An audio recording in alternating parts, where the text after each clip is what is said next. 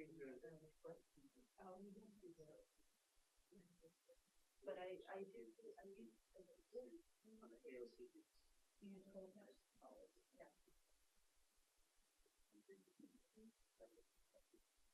I'm not going to use it because I made it page. But I'm going to run my backpack. Oh yeah, you can grab like. How you doing? Right, good morning. What are you doing? Oh man. And check. All right, then we're ready to go. And I kind of feel like a school kid.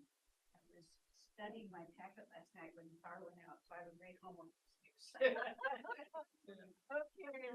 Morning, everyone. The dog ate my home. Thursday, January 5th, 2023. We have 4 commissioners here at the moment. Commissioner Roy Rogers is in transit. This is Chair Catherine Harrington, along with Commissioners Nafisa Fai, Pam Treese, and Jerry Willey. Here we are with a busy first 4-day work week of 2023. Some of us are still adjusting to the fact that it is a new year. There is an abundance of good work, meaningful work to be done on behalf of our community. And we have some great meaty topics to cover today. I think it would be a good idea if we start by just looking over the rolling agenda. Just a couple of highlights that I want to make sure we all have the opportunity of. We have our joint meeting with the Fair Board next Tuesday, the 10th, and that will be held over at the Event Center, Westside Commons. Additionally, you'll note that the time, place, and manner conversation at work session shifted out 1 week. So for those of you who were communicating a date certain, that includes constituent communication, you'll perhaps want to take note, or we will have disappointed people listening into that work session. Let's see. I think we may also have an additional presentation focus topic on January 24th, Ms. Angie, that may be folded into the current presentation topic. We talked about that at our meeting on Tuesday. Yes, yes. Okie dokie. On the 14th of February, please note, we're not having a meeting. Quorum is with a U, I believe, not an E. It would help if we didn't have the ingredients underneath the date. Also, just so you know, I'm going to be asking for 2 items to move off of the February 7th consent agenda. The Affordable Housing NOFA funding recommendations for concept endorsement. Hello, major milestone for the Affordable Housing Program, as well as the capital funding recommendations for SHS. Then there's a little bit of a mix-up. There's information under March 7th that needs to go under February 14th. 3 of us are going to NACO. My OOO is related to that, as it is with Commissioners Treese and Willey, I believe. Okay. So that needs to be corrected.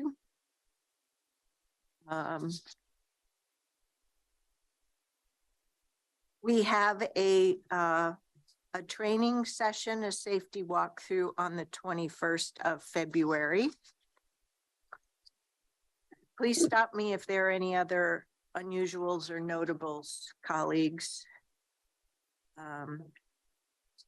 March 7th is when we come back to the climate plan scoping next steps. That'll be really useful. We already talked about the March 7th correction. And please do note the week of spring break, the week of March 27th and onward, I know I'm taking advantage of downtimes like that. So if you're looking to have staff briefings with me that week, you're probably going to be out of luck. Our colleagues, do you have any other comments? Let's see, just a reminder that I am out on February 28th. So I think that's on here. I'm not looking at but just I am on I vacation. was wondering, oh, I meant to ask offline. Yes, that's already noted. Yeah, okay. Yeah, you're out. That's the only one I 23rd missed. To the 6th. Okay. Which got me wondering, you and Judy usually go on a warm weather vacation during the, Yeah, this is January, this February. is with her sister and her husband. great, Yeah. good, They're good, her good. twin sisters, so they're celebrating their birthdays together in Puerto Vallarta. Oh, wonderful. Someplace warm and sunny. I hope. Oh, which pretty much tells us we should expect really bad weather here then. Uh, 3. So,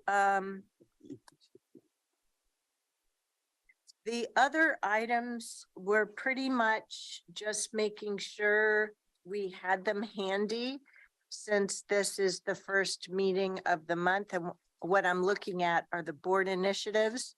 Mr. Jockers for Clean Water Services, are there, we have an updated version of the Clean Water Services initiatives. Is there anything you'd like to highlight? No, this reflects the input you provided to us at the board learning last month. Yep. So we'll have our spring learning session on April 6th. That's that special focused roundtable. Then they're working on the date for us to have that joint CWAC event.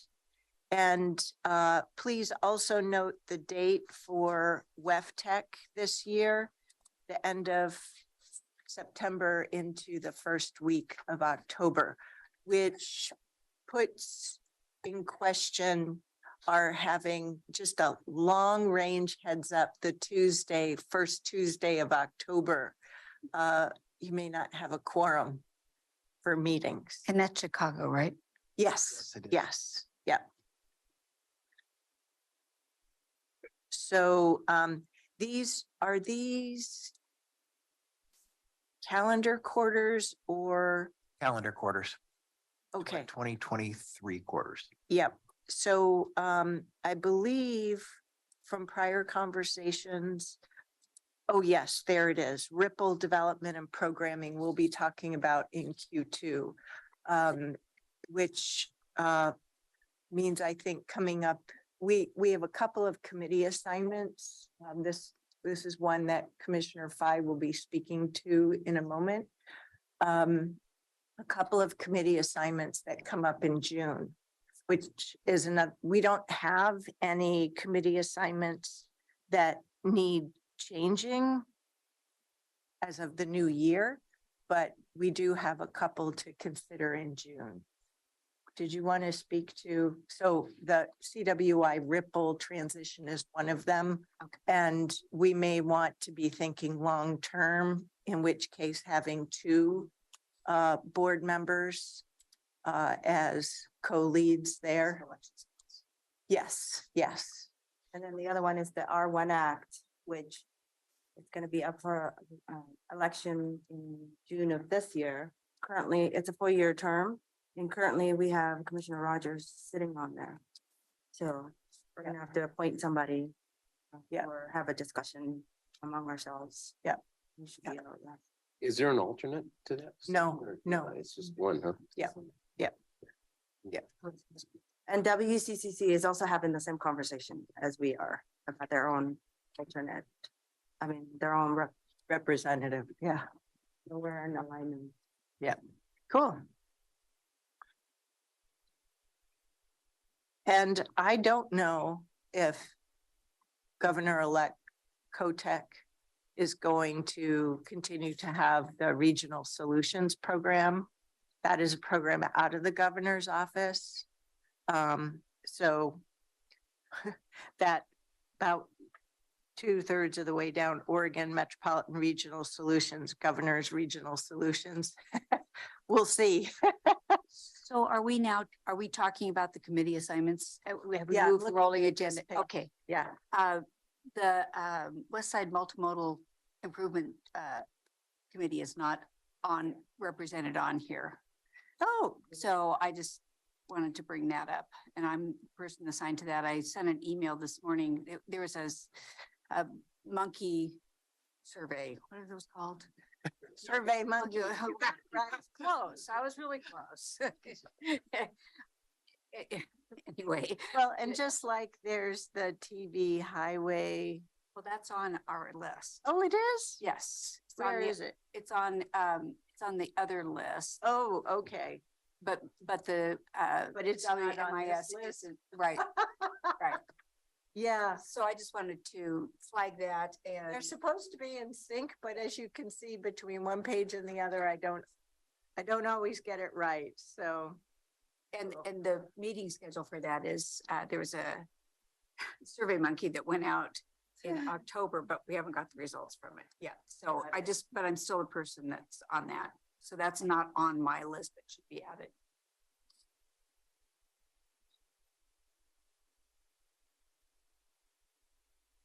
and can somebody? Wait a minute, Commissioner Treese. It's missing from both places. Yes, yes. Oh, good grief. So that's why I just wanted to draw that to our attention. So West Side Multimodal. The other question I had, And then the TV highway is also missing over here, right? But it is on this one.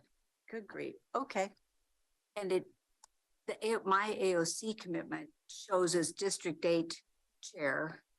It doesn't show all of the other responsibilities, but I don't know that we need to. Yeah, that was my thought too. I just want my list to look as long as everybody else's. Oh, I see. You're not vice chair anymore, you're chair. I'm chair, but it also doesn't Got have it. legislative committee. It doesn't have budget committee. It doesn't have board on there. That is a subset. I'll add it as a paren too, because What are they? that budget committee one is an additional one. Yes. And that as the large counties rep. So, yep, works for me. All mine on there too. Well, if you're missing anything, go. What are you missing? I just wondered if we were having a contest. Oh, Well, I'm having an internal contest with myself here. So No, I did, there is an AOC committee that I joined, that's on here, I think. that joint transportation thing, is that it? oh, none of the steering committees I are, didn't think so. no, So, yeah, no. I think my first meeting is. Every commissioner can Yeah. participate in, I was gonna say, that's why I didn't AOC think they were on there. yeah. Yeah. Good morning, Commissioner Rogers. Good. Oh, my favorite color. Blue is my other favorite color. You'd never know, huh? Mine too. You just need Tanya's mask and you'll be set. Tanya's mask.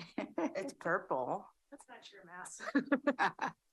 But it has pink. Yes. That's another one of my favorite colors. Yeah. You don't mind? Okay, so let's see, no, I think we're all set on everything under number 1. Were there any other board announcements? Well, we didn't talk about the revised letter for ICMA. Oh, thank you. I read that, but I didn't write it on my cheat sheet Can here. I say one thing? Thank you for doing that. Yes, it was small but noted, so. And Megan, It's all right. so I The think original we was fine need too. to get a thumbs up. Yeah. I know I read the revised yeah. too. I was fine with it. Yep. You Yep. think that meets the needs? I think so. Now it's up to ICMA membership. Oh, Good luck. Best wishes. Thank you. It's an honor to have the board support and just be considered. Okay, so onward we go then to topic number 2, budget planning. Can I actually give one update? Oh, prior to moving absolutely. forward? And Chair, this is a follow-up on an item that you had brought up on Tuesday.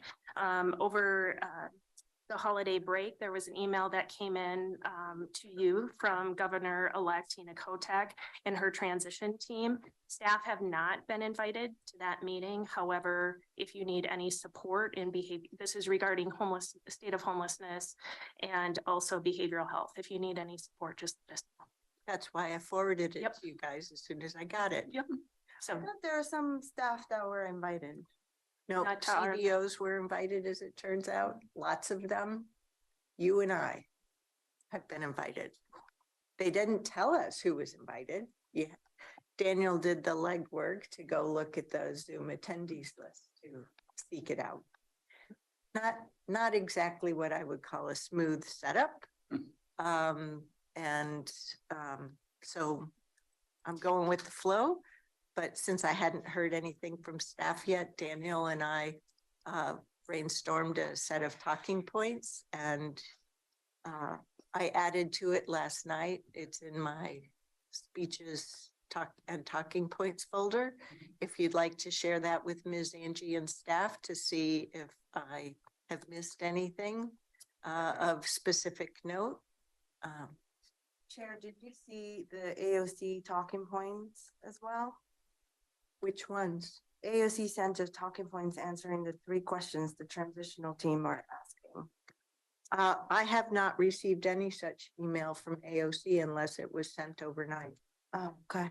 So AOC Brenda, is not could you noted forward- for their, Yeah, for Daniel, their, Brenda will forward it to you. Take a look. Could you, just my role at AOC is on the board, would you also forward it? to me, Yeah, just so- please forward it to everyone. Chair, I only mentioned that because it was a talking points relevant to come from the chair, I thought. But we also shared with, AOC doesn't, well, I'm happy to consider AOC's information. I'm not at all happy with AOC these days. I think they are pretty chaotic. I'll just leave it at that. So, Pregnant ones. It's not always easy to follow the thread with AOC. Just put it that way. yeah, I mean, from the AOC perspective, you would think that we work for them. And that we have a county to work for, right? So before, is this a time for updates or just comment Yes. here? Thank you. I'd just like to point out that it was mentioned on Tuesday, but you all have the performance review for Mr. Carr. There was a reminder for those of us who have not turned it in yet The from survey? Michelle this morning. So please do that. Thank you. So Tom, you're doing great. Very good. Put that in the Survey's survey, right? And the survey results say. anything else on topic number 1? Okay, then we'll move back to or forward to topic number 2, budget planning. Take it away, Ms. Angie. Thank you, Chair and Commissioners, and I would ask that Mr. Munn join as well as Philip. Greg is already ready. Thank you for the memo and the presentation in the packet. I don't know if everyone had the opportunity to catch that and review in advance of today's meeting, including those whose dogs ate their homework. Power was out. I did get most of the way through it. No worries. This is why we have roundtables for us to go through information, have plenty of conversation time. So thank you. Thank you, Chair. And once again, just these are different than work sessions. Chair, as you said, this is really talk time and to really talk through items that we can then bring forward at a later point in time for board consideration. So I'll turn it over to Greg to give a budget process and budget transformation update prior to walking through budget priorities and principles and then communication framework. Good morning, Chair and Board of Commissioners. Kevin? Just working. Did you have the on button on the side? Why it isn't on at the beginning of the meeting, I don't know. Throws our first presenters for a loop every time. Okay. Since it's the new year, one of my goals is to focus on brevity, so I'll see how well I do here. Keep this short. So 3 items we want to cover today is one, to give you an update on our budget process redesign. We've been talking about that now for several months. So now is a really good time to just highlight some of the key elements. We probably haven't talked about those yet and where we're at with those. I think that'll be interesting. And then we'll transition into a conversation about budget principles and priorities. This is what's going to really help us guide us this next year through our budget process as we develop our budget and bring back a proposed budget to the budget committee. And then equally as important, sometimes even more, is our budget communication plan. And we have some slides that we'd like to share with you about how we're going to talk through this, both with staff and with the public and with the board over the next several months. So with that, I'm going to dive into the budget. I have 3 slides to share with you here.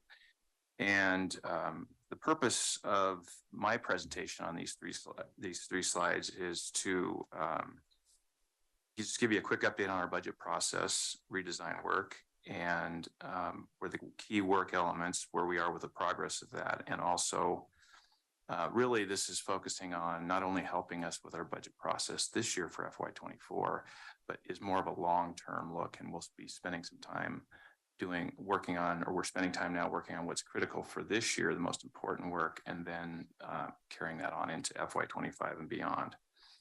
So just as a reminder, the redesign effort began back in early June. As you might recall, we had a summary report from then interim CFO Rodney Rhodes, who gave some comments and suggestions in terms of our budget process. And then there was a GFOA strategic plan presentation in July, which the budget piece is, or the budget work is a component of the strategic plan. We'll talk about that a little bit more too. And there was a white paper about our budget redesign framework that was put together in August, which led to an overview of the budget redesign with the board in September. So this slide that you see here was originally part of the GFOA presentation in July, and this was the budget, their conversation about the budget as a component of the overall strategic plan. This really, and I'm just going to reference the last 3, I guess they're not bullets, but dash 4, 5, and 6, planning, budgeting, and monitoring. Those are really the key principles, I would say, in terms of how we are designing our budget process. So planning, the first one under a budget system, is really at a big picture level, the strategic plan. What's our vision? Where are we going? The budgeting component becomes the allocation of our resources to meet those objectives. And then the monitoring piece is our performance measurement, where we say, how are we doing against the planning elements that we were trying to achieve? What are outcomes? And then that cycles really back to the planning phase again as a check-in. So real high level, those are the 3 major components of the budget system. You've seen this graphic before. This was originally developed by GFOA that you saw in July.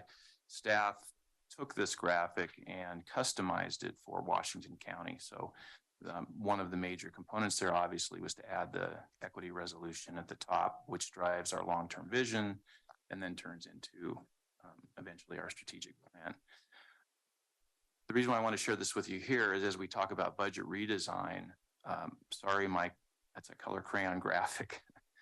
I Like it. I really tried to figure out a professional way to do that, but I just couldn't quite get there. But This is reason- better than I would have done it. okay. So the reason why I circled those items is those elements of our management system are really those that are affected by this budget redesign. So you can see it's a major portion of what we're doing here. Some areas may be touched a lot and some very little, but these are all components of the relationship between the management plan, our overall management structure, I should say, and our budget process redesign. All right, here's where I want to spend a little bit of time. And we, back in probably the July timeframe, staff spent some time reviewing our existing budget policies and procedures. And we developed this white paper here. And from this white paper, and I brought my wrong glasses, these are readers, so that's why I'm trying not to use them. But I wanted to share with you the desired future outcomes of this work. And then I'll link that to the items that are up on this slide here, which are more of our tactical transition activities. And I'll give you an update on where we are with those. And I have to confess, I'm glad you mentioned or provided me the, as you recall, moment on the white paper. I would fail a test in terms of what the white paper covered. Okay, yeah, that's a good But point. I do know that from that I'm solidly on the journey. Okay, So any and all references that you make of that material will definitely help me. so that's a good point. The white paper was really the study material that was the basis for the September 6th presentation. Got it. I should have Okay. mentioned that. Yeah. Okay. It was thank just you. more of the detail. But I thought I would just touch real quick on some of that detail. So there's 8 desired future outcomes. The first one is a solid multi-year financial plan and strategy supported by mission-driven and data-supported analytics. That's the first one. The second one is a balanced financial plan for the general fund to provide core county services within revenue limits over the long term. Third is a proposed budget that is balanced. That's always important. Fourth is a collaborative finance ACA department approach to providing coordinated fiscal analysis for the board. The next is provide the appropriate financial information to the public / board / staff. Simplify and improve budget clarity, provide greater budget latitude at the department level so that they can do their jobs, reduce unnecessary administrative tasks and efforts. Revisit budgeting best practices, confirm and change as needed. And the last one is to develop a demonstratable way to track and communicate the relationship between resource inputs and outcomes based on the county's goals and objectives.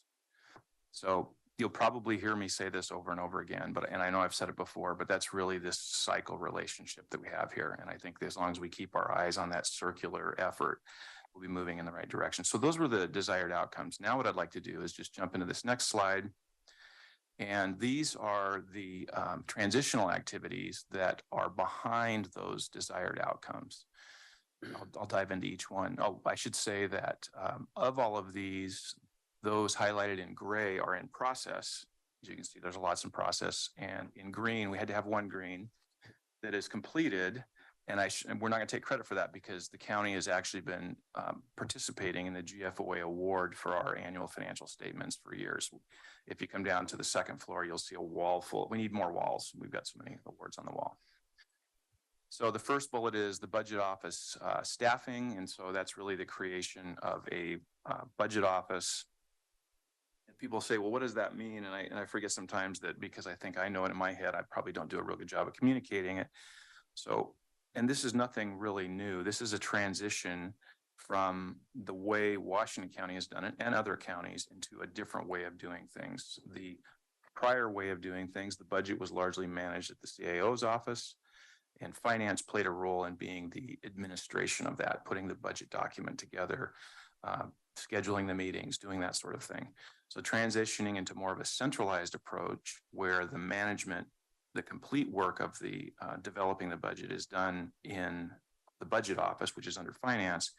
But in addition, there's an additional element for department support. So this is when the departments come, for example, with a fee increase request like a couple of days ago. The budget office, the analysts in the budget office could step in and help facilitate that, or any of these other decisions that are coming to the board. And also the ability to analyze the fiscal impacts of policies, proposed policies. You know, how does that impact us in the long run? Those would be roles of the budget office as it's centralized in finance. So we created the budget office. We hired our first budget manager back in July, and he's doing great. I'm glad to have him here. And we're currently recruiting for 2 analysts. So if you know anybody who's interested in the things I just talked about, send them my way. If I can just underscore that, these have been really challenging positions to fill. They're in high demand in other organizations as well. So what we're focused on is finding the right skill set to really transform the budget office and our process moving forward in alignment to what Greg has spoken to. Yeah, thank you. So, just a quick question. I may be ahead of this. Where does Rodney's project fit in here? So when I first arrived, I really wanted an analysis of the finance department and really an understanding of where our gaps were and where we were potentially overlapped. All of that within what's best practice for a finance shop. And that really will help give me and us some guidelines in terms of how we move forward with the finance office. What services are we doing that we maybe don't need to do? What can we do differently? What should we be doing? Those sorts of things. I see. Yeah. Okay. Yeah. Thank you. So it's really Greg's project and he's contracted out with Rodney. Yep. Yes, that's really true. Thank you. Okay, the second. I have to think about that for a minute, but Yeah. go ahead. Okay, the second bullet is the general fund forecast. We've talked about this before, but effectively a tool, and it's in process, by the way. We've got started on it, but it's a tool that we will end up having the ability to input what if decision making that says if we do X, it'll have this impact over the next 5 years in the general fund or elsewhere. So that we're not just making decisions in silos, we're making them over the long term. Dang, this reminds me, I brought a minimal pile of reference material with me to this meeting, which means I forgot the one page I meant to bring, which was out of our budget summary. I can't remember if it was last year, prior years, that had the Office of Economic Budgeting, whatever, out of the state. And it had the recession graphs. And so when you talk about what if decision making, just recently, could have been Tuesday, we were talking about what if there are the smaller recessions as forecasted. So I'm hoping that office will be the state office will be providing a snapshot of economic forecasts over the next 3 to 5 years so that you can build on that common knowledge, both at the state and the county. And I know we had a recent email from them, but I haven't caught up with it. Yes, yeah. So Would you say? Josh Lehner does that work and it does it quarterly. Yeah. Yeah. And I've worked with those folks for years, but that's another purpose of the budget office, is to be able to have that relationship with the state who have those economic experts there and answer the question, what does this mean to the county? Yeah. So if you don't have one today, I would suggest that we provide direction to the CAO and the CFO to request it so that you have that. Great, thank you. We're good. Mm-hmm. Okay, the next bullet is reorganize the general fund and essentially and this is not uncommon in the counties across the state, but the general fund becomes general. So unless it's completely specific, items go in the general fund. A better best practice way is to separate out functions that are funded largely within the general fund, leave those in the general fund, and those that are funded outside of the general fund, move them out. So The first, and you see it under gray here, the internal services, we've, in this next budget cycle, you'll see, we've taken our internal service functions, finance, HR, CAO, board, and we've moved them out into their own independent funds. So it'll provide more clarity. It'll take those out of the general fund. They won't be blurred in the general fund. They'll become very specific. As we move forward into next year, we're going to look at FY25. We're going to look at other functions that are within the general fund. They're largely funded like a special revenue fund function, and we'll be pulling those out as well. But this is the first step. So in the end, the general fund will be much cleaner, much more transparent. The relationship between funding will be very obvious. So one point I want to underscore from a non-accounting perspective, this does not, a fund structure does not relate to value of services or programs. It is really how you manage your financials. So as we separate out, for example, this year, the internal service fund, so that's into an internal service fund from the general fund, finance, HR, ITS, that doesn't mean they're less valued by taking them out. It's so that we can clearly manage to our fiscal resources, and so we can provide better transparency to your board and the community of outcomes and dollars in. And in addition to that, it provides a fiscal relationship between the internal service functions and the departments. So the departments are really our customers, and so we need to be accountable to them. So we'll actually have a price that they'll be able to see in the budget that everybody else will be able to see in the budget as a direct financial relationship between those funds. That's an interesting description. They're actually customers of ours. People have asked me if I'm in the finance business, and I tell them I'm in the customer service business. I usually get a high eyebrow out of that one, even from Roy. Okay. Then, by the way, if I might comment, for a non-accountant, that was a very good description. So the next budget is centralized key countywide budget functions. This is forecasting and decision support. We touched on that a little bit, but one example of that is have the process for building board agenda items, for example, to make sure that anything with a fiscal impact has a pathway through finance if there's a finance impact, so that we can make sure that they're at least done consistently before they get to the board. We're not there yet. That's why we haven't even really started it, but it's not grayed out yet. But that's one of those future centralized functions that we'll be looking at. Budget policies, we've started into those already, looking at our existing policies and making some changes.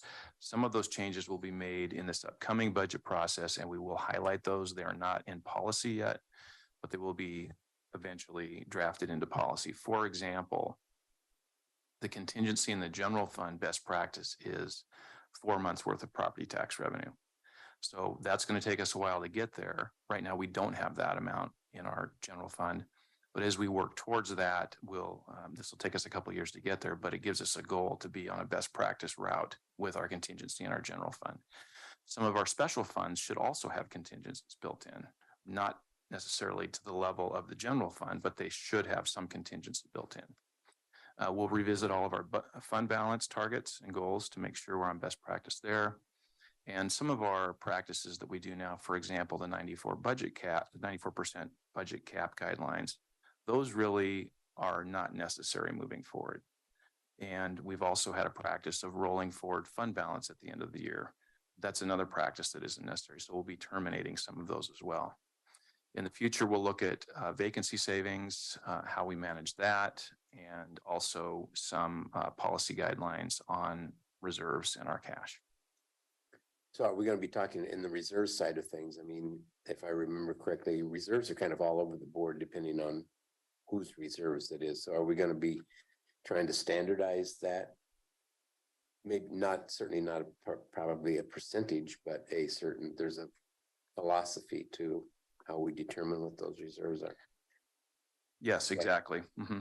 And, some of that relates to, well, the technical definition of a reserve is it's dollars that are saved for future use.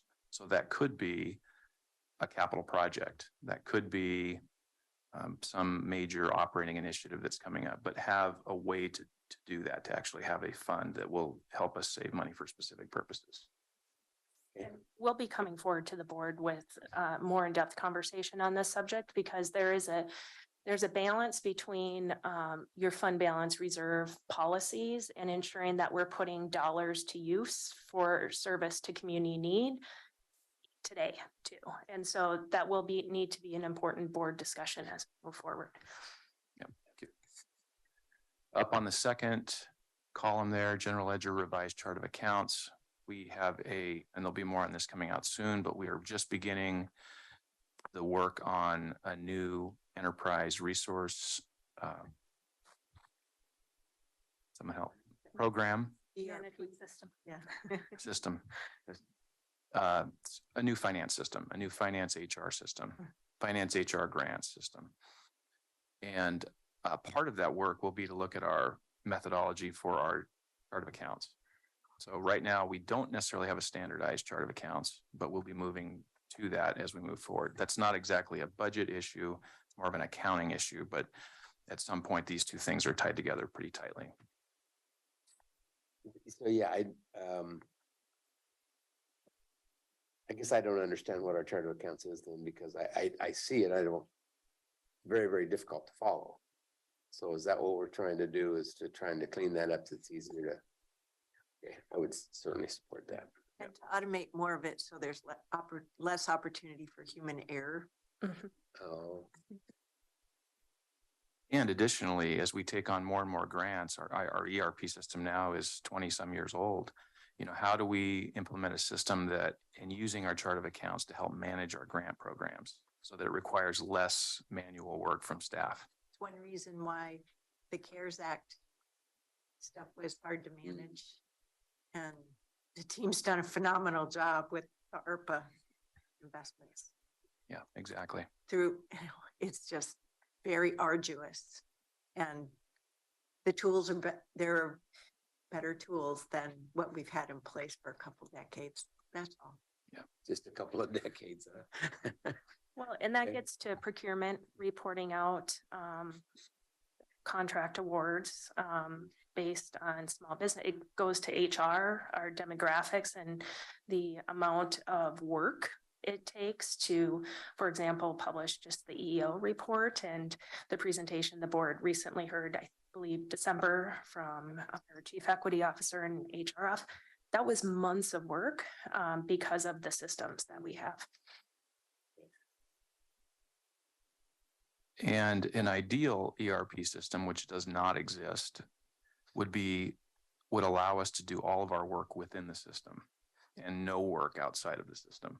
That doesn't exist. But one of the driving directions that we'll look at as we're moving forward with this process is to move the work that we're doing off the system now, spreadsheets, documents, tracking, all of these that are in files somewhere, is to get those onto the ERP as much as possible. And ideally, you have one click and it gets you to all that backup information. So it increases transparency, it consolidates where we keep our information. So I know I'm not unique on this board for believing in efficiency and effectiveness.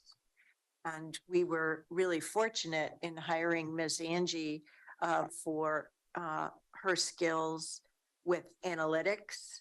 And so the work that is underway will help build towards that future. So I think you can be really proud that our investments in this work are leading to outcomes that future commissions will have the benefit of. It's really advancing work and providing a more advanced, solid base for future decades, because luckily we've all survived the disruption and chaos of a global pandemic and the hits on our economy. And there will be future decades with emergent issues that we can't necessarily foresee today, but the county will be better positioned for that. Out of curiosity, I've seen tons of these conversions, as you know, in my career, and They're not inexpensive. Talking $250,000 at just a blink. Are you thinking that sometime you're going to ask for that allocation in the budget, or you're telling me the system's antiquated, which anything over 6 months is antiquated, obviously, but all right, what are you thinking, Greg, just generally? I'll jump in here. I would love to give you an answer, but I don't have one at this So, point. so we are just starting the internal planning process. This best practice is to do a phased approach. And so prior to going out to an RFP, we would be hiring a business consultant to really come into the organization, look at how we're currently working, how we should be working before we develop an RFP of what is the desired state. That helps to ensure, as Greg said, there's not a perfect product out there, but that we're purchasing and procuring what is the highest value to the county. So there's a lot of pre-work that's needed. This also, when Greg hasn't got to the capital improvement plan, the reason and the importance for a capital improvement plan so that we can ensure that we're planning out through these phases. In the December meeting, when your board had received the first version of our CIP planning process, that does include ERP replacement. So we're starting to plan to that. How we fund it, that's a very different conversation. And what's the anticipated time? I've heard all that before, not from you, but from others, but what kind of timeline?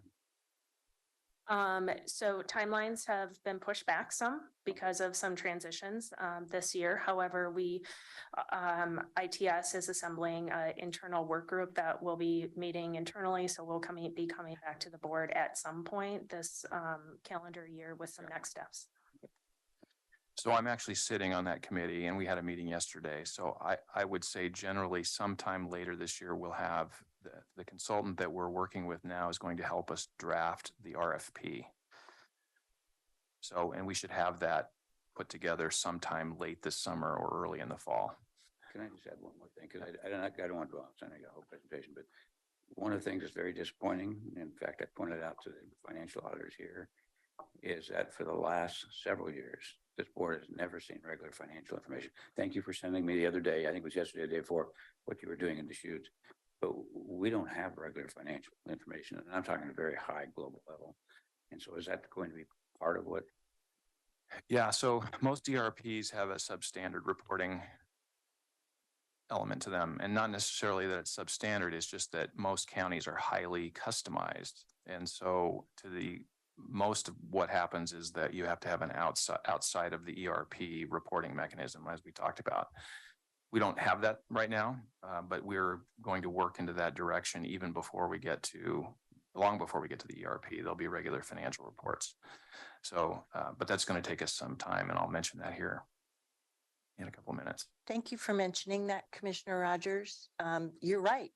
There are things that have been needed for a number of years, and we're now, to use a term, and I hope it's not inappropriate or flippant, we're grabbing the bull by the horn and saying, there are things that have existed that are no longer going to continue to exist, and we need a plan to get to an improved situation.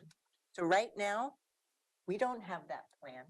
What we have is a plan for a plan, right? That's what Ms. Angie and her team are putting together. And that plan for a plan is incredibly important. I can confidently say we cannot implement such a system on the backs of our current staff. This will be resource intensive to actually accomplish. And I'm saying that having experience in successful ERP transitions and unsuccessful ERP transitions that cost the local government more money because we in essence had to redo the entire process. I will put on the table, this is very concerning. The situation that we are in is very concerning to me. And I mean that not by way of complaint, but rather to express that it only causes me to be more doggedly determined to ensure that we are successful in grabbing the bull by the horns and putting a better system in place. The point I'm really trying to get to is our staff are continuing to deliver valued services each and every day to our community. At the same time that they're doing so with the current tools that are in place and do the work to plan a more advanced system, right? And at the same time, we are all living with the effects of prior decision-making or, and I don't mean to criticize prior decisions, but rather choices had to be made for prior balanced budgets. So for example, we're living with the effects of deferred maintenance that has not been done, right? Our current $48 million problem just on those 4/24/7 365 buildings, right? And there are other longer term needs. And so moving to a more efficient, flexible finance and strategic finance system is another one of those. So I don't know what kind of decisions or categories of decisions we'll be making. I know they will be challenging decisions, but I feel blessed to be part of this team to look at that with eyes wide open and ears wide open. I think the other term is that it'll be more transparent. We'll understand all the different pieces, we, the board here, as well as the community at large. And I am not an accountant. This is, I've been trained through my private sector career, I always had the benefit of top flight finance and strategic planning resources. And then in government, I had my public finance and strategic financial planning at another award-winning, forward-looking organization. And we're getting there. And we have really good resources to help provide that leadership.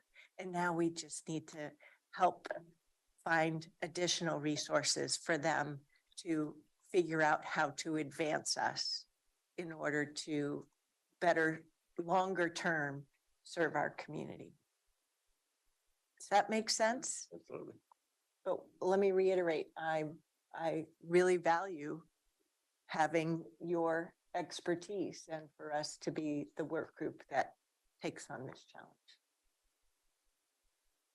So not to belabor the ERP any further, but the one last comment I would like to say is just echoing some of the comments again that I've heard in here is, and this is where it's exciting to me, and part of this work that the consultant's going to help us with is we're already talking about having interviews with staff for the people that are actually doing the work to say, how are we doing our work now? And how we're doing our work now has evolved over 20 years with our existing ERP, but may not be the most efficient. There may be better ways to do it, but it's not just putting a system on top of our existing workflow, but to examine the workflow underneath that when we design it. So that's exciting to me, because in the end, if we can become more efficient, make less mistakes, provide better service, in the end, we're going to save money in either actual dollars or time and effort. Okay. Update financial policies. That's the next one. It's not grayed out, but one of the things, just the financial policies specifically for finance need to be looked at. I will say that about 2 minutes after our new auditor was sworn in, I had a quick conversation with her and asked her if she'd like to meet and have the conversation about our financial policies. So we're going to do that next week and maybe get that ball rolling. Position control, FTE management. This is essentially treating. Could you help remind me the role of the auditor in reviewing policies as opposed to implementation of policies? So policies lead to procedures, procedures lead to workflow. The question is the relationship ultimately between those three. Are we doing what we say? And our auditor happens to have a budget background. She's a GFOA expert. And so I'm super excited to hear what she has to say. And thank you for that question. No, I think what's clear to me is that it's not as though that our auditor is going to be auditing the policies. It's the process, but the flow between the three. Mhm. Okay, so we still have the authority in the policy setting. Correct. And what Greg is referring to is financial policy, the big P, and then also operational policies that are used within the department from a day-to-day management perspective. I'm not doing so good on brevity here. Next No, bullet. this is important. Okay. This is important, because we are all on a journey together. As I have already stated, I am not a trained finance person. I do not live in the financial world and in the financial vocabulary each work week. Okay. And as we're talking about our current state of affairs, it's vital for us to have the opportunity to learn and converse with one another, but also to help ensure that as we move forward with the vocabulary, that our public has the opportunity to better understand these foundational roles for effective and efficient government. Great. Bullet number 3, position control and FTE management. This is just aligning our 2 major resources that the board allocates, dollars and human effort. And to bring those procedures together during budget. So the board effectively adopts a dollar budget. It will be something similar to that where the board adopts an FTE and we manage the FTE and the dollars together. Just a more structured approach. That's in process. It is in process, and I just want to compliment the team for their great work.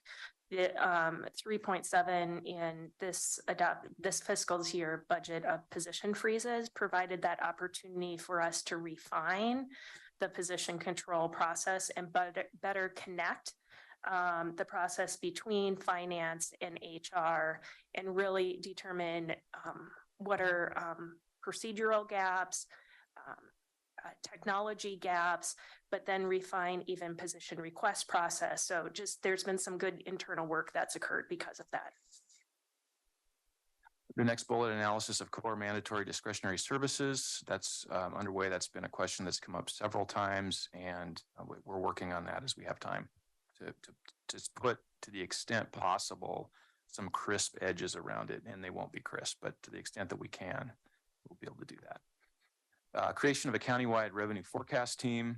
The idea here is you bring the finance experts from around the county and the different functional areas of the county, pull them together, lower those silos, pull them together, allow them to work together to triangulate on different revenue sources that the county has. And we have many, many revenue sources to develop ultimately the best upcoming budget forecast for revenue and our long-term thinking. Long-term 3 to 5 year forecast on our revenue. The GFOA Triple Crown Award, I had intended to actually have a picture of that up here and I forgot about it. I thought about this morning, but it was a little bit too late. But we currently participate in the GFOA Award for our annual financial statements. We've been doing that for years, as I mentioned before. We do not participate at the current time in the Budget Award or in the popular annual financial report. The Budget Award is essentially a stringent list of things that are considered best practices in developing a budget document and a budget process. And it really is it's the high bar that I think all government should shoot for. So we'll be moving in that direction as we redevelop the budget document moving forward. The annual financial report is essentially, I think I've shared at least a snippet with the board. It's a 6 or 7 page glossy, highly embossed pictures that basically tries to tell or attempts to sell most of our financial story in a few pages. In clear and simple language. Clear and simple language. Yep. So just at times, awards and certifications can be awards or certifications. I will say from my perspective that each of these GFOA awards are truly best practice and promote transparency and accountability in the use of public dollars. So I will look forward to the day when we can actually present you with a Triple Crown Award. Continuous improvement, rethinking budget strategies. I think that kind of goes without saying, but we'll continue to work on those items as we move forward. What we know today is not what we'll know tomorrow. Create countywide capital improvement plan. We've had that presentation. We've crossed our first hurdle on that one. We have many more to go, but at least the ball is moving down the field on that one. Communications. As you know, we have a new website. We need to do a lot more work on the financial part of it so that we can make sure we're communicating our financial information correctly at the right level on our website for the public. Our monthly reporting, which we've talked about several times, there's probably 3 key elements to that when it comes out. One will be a budget to actuals, monthly budget to actuals for our major funds with projections to year end. So you can see where we've been in the past, where we are this year, where we think we're going at the end of this year. It'll include a summary of our cash and investment, our portfolio, where we're at on the treasury side. And also it'll provide a monthly opportunity for brief updates on what else is going on financially and, what's going on with PERS, what's going on with the legislature, what's going on with the economic forecast, those sorts of things. So it'll be a regular update. I would ask that we move to a system such that not only so that at least when that information is posted on our website, that the board be sent a communication email from the CAO to let us know that it's posted. And I will keep you in the know long in advance. Promise that. And then the last bullet point is just just performance measures. I mean, really the report card our performance measures are key in helping us identify how we're doing with our outcomes. Money's a big part of it. Outcomes in the community are another part of it. How does that relate all the way back to the beginning of the strategic plan again? The report card idea is similar to the popular annual financial report. We used to call it a splat page on the education side, where it was highly graphical, it was very short, but the goal was within 45 seconds to a minute, the reader could have a general idea of how the organization was doing and not necessarily financial. It was more outcome based. Any questions for me? Apologize for taking so long. One suggestion. Well, one compliment first. Thanks, Greg. And you and I have been chatting. Excellent work, and I certainly appreciate your attendance to what I think was a big issue. Nothing works well without internal controls. We all know that. And so those internal controls, I suspect, will be examined throughout. One of the ones I mentioned early on was that GFOA or anyone will tell you that the board who has fiduciary responsibility has some oversight responsibilities.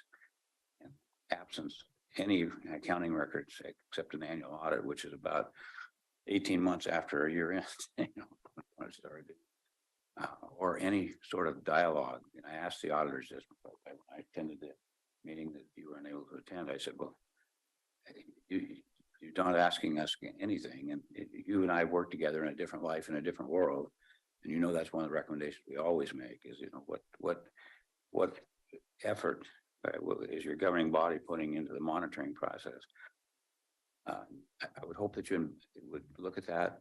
And I'll just say one other quick thing, and that is that this is one of the issues that I talked to our predecessor internal auditor about.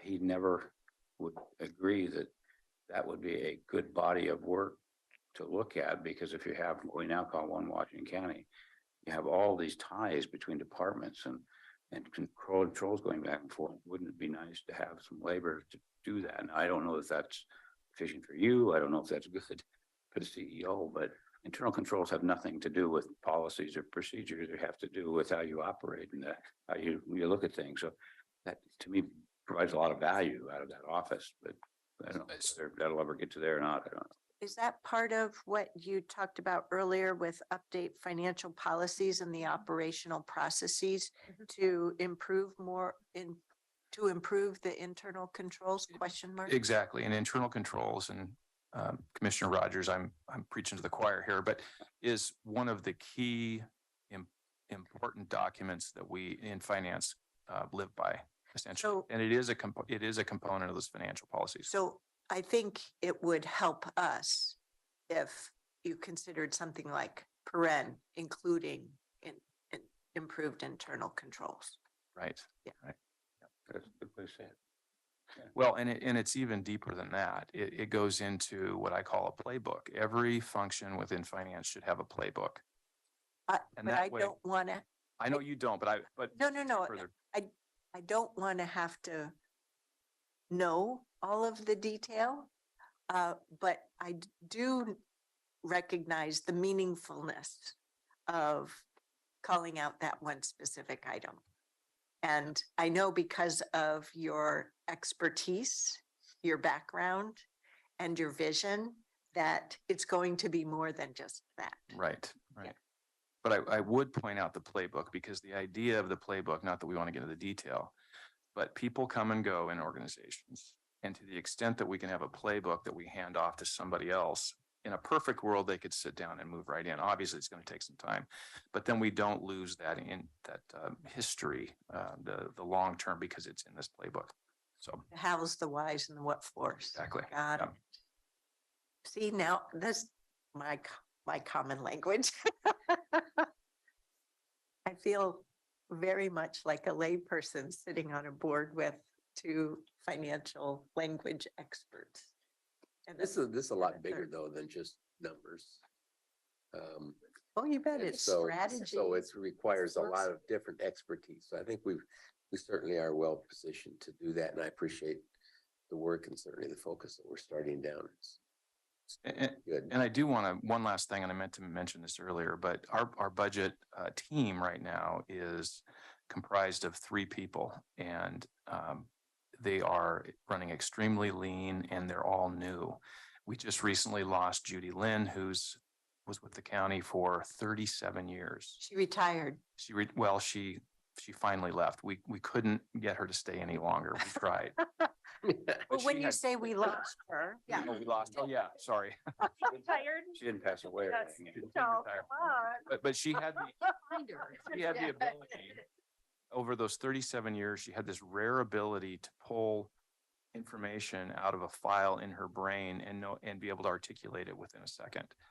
So we really lost a lot with her. So our budget team is just doing great work with the county, even on a limited basis, and all being new. So just want to acknowledge the 3 of them. That's Ting Ting, Christine, and Steve. So next slide. Considering your job, that's pretty skinny staff. Well, that's just the budget Well, team within finance. considering that. Yep. And we have the 2 vacancies that Yeah. we're trying to fill. And a $1.4 billion budget with all kinds of different funds and needs and our propensity to say, well, what if? As a board should. I was going to say that's the board's responsibility and the community's responsibility. So we fully expect that as we move forward through this process. So I do want to now draw your attention to the memo that's included in your packet. And just for everyone's information, I am feeling okay today. Just prior to this meeting, my husband called and he has to pick my daughter up from school. And so I just want to be respectful. So that's why I'm putting my mask on and off, which is the season. And there's times that sharing is not caring. So, so this time of year, I present to your board a memo that outlines budget priorities to ensure that we have alignment as we move into the budget balancing process. this is incredibly important this year, given the task that is ahead of us. So within your memo, it really outlines, which I'm not going to spend time going through, the challenge that we have in front of us. We've had that conversation many times prior to today. For a community that may be viewing this, I would refer to our agenda packets and the leadership update. That information is fully available for the public to see as well. Budget principles included in the your memo. Number one, support board goals and governance. Two, and I am going to read these through because I want to ask for questions as we I'm on page 2, right? You're on the attached memo. Yeah. This one? No. Oh, That's the strategic sorry. plan. this one. Sorry, I didn't Yes, see I what- have. okay, okay. I didn't see what you held up. Yeah. Okay. It's right here. Sorry. Okay. Thank you for No. getting me in the right place. Number two, enhance and evaluate revenue and long-term financial sustainability. I think we just had a pretty robust discussion relative to the work we're doing in that space. Make explicit investments in equity. We are in the process of continuing to evolve our budget equity tool into utilization of the second year of the budget equity tool. As we think of outcomes, performance measurements, I do think that the budget equity tool is a good example of reporting on outcomes and investments in equity. So I just want to use that as a grounding pad as we continue to evolve our budget process. Fund mandated service and objectively evaluate service levels so that as we look at our services, really looking at, are we operating above the mandated service level or are we operating and funding at the mandated service level, and being explicit about those service levels and I decisions. assume that also is, are we below mandated? Correct. My question would be, have we identified mandated service levels? Not to the point that I can give you a comprehensive one Washington County document with all of our service levels, resources, and outcomes. That is one of the objectives that we've shared with the board that we need to do, not only during the budget, as part of the budget transformation, but as part of the longer term strategic planning work. I thought that folded over into the strategic plan, that other document that you Yep. provided there. Yep. So, yeah. Okay. It will not be fully complete this year. Oh, no, I completely get that. This is a deep dive. Yep. Balance long-term capital and operating needs. So let's take, for example, capital. We are in this point in time that we need to invest the 48 million in the emergency 24/7, 365. But as we look at capital, are there investments that we should be making proactively to reduce long-term operating expenses or capital needs that could cost us more in the long run? Position the organization for the future. Really, what Greg had presented in the previous slide was positioning the organization for the future. So what are we investing in? Part of that is the board's direction of strategic planning. That's positioning the organization for the future. Protects services that impact community members' daily lives. Balance systems. Before I move on to the next bullet point, this is really meeting community need. What are the services that our community members need to operate in their daily lives that we may not even think about on a day-to-day basis? One of those examples that I give, and this is a statutory responsibility, but our medical examiner function is a general fund expenditure. We have a statutory responsibility for medical examination within a certain period of hours. That is not something that our community nor I think of from a day-to-day basis. However, it is incredibly important. Balance systems of service and continue to pursue a one Washington County approach. One example of this is looking across our entire public safety and justice system, and how do we take that balanced approach as a system of service and understanding that the connection between the jail, sheriff's office, community corrections, juvenile, and courts is an intricate system that needs to be carefully balanced. So those are the guiding principles that we would, any questions on the principles? Any additions? Okay. So then we'll move into the priorities. Develop a financial plan to address immediate and long-term budget issues. Fund critical facility infrastructure projects. This is referring specifically to the 24/7, 365 critical needs, and as we learn of others. Develop the community county strategic plan. Continue to operationalize, design the future in One Washington County. Plan for and respond to emergencies, disasters, including those caused by climate change. Design, build, and maintain a connected multimodal transportation system in partnership with state, cities, and region. Support equitable economic development through investment of ARPA funds. Partner with the state and community to protect public health. Partner with state and region to develop and manage affordable housing. Deliver public safety and justice services in a way that builds community trust.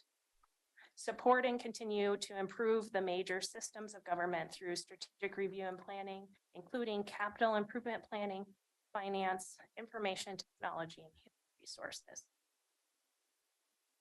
I have a question here. If we go back up to budget principles, I don't see a point in here in our principles that we create systems to communicate with the public.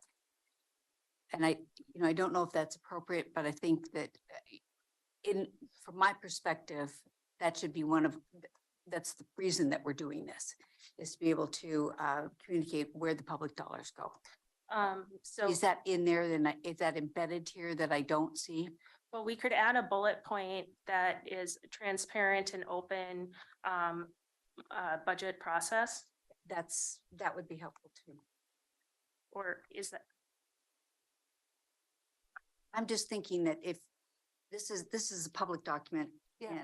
and I I agree with you. It's ensure, to me, the kind of principle is ensure community meaningful communication that is that transparent. is transparent and open. And the reason I put it that way is because I think that principle will endure from one decade to another decade, no matter what the best practices in communication styles, technology, and so forth. I'm not married to that as a final language, but That's the essence. Then I have a couple first, everybody's still on the same principles journey? Okay. Now on priorities, I just wondered about two things, and this has helped me to hear them, not just to read them, because I didn't have these thoughts until I heard it. I'll just start from the top, and there's only two. Funding critical facilities infrastructure projects. You mentioned the four ones that we've been talking about. And I stepped back for a moment. All of our employees are doing critical work, right? We've been doing this public services work because it has made sense to serve our community. We're reevaluating how we go about doing that work and what the challenges are here in the 2020s to confirm for ourselves that not only that continues to be the type of work that our community needs, and I don't mean just within this one budget year, but through our whole strategic planning process, and how we are delivering that service and all the funding, core, mandatory, discretionary. but I'm a little sensitive to the vocabulary of critical, immediate, because with these four, these are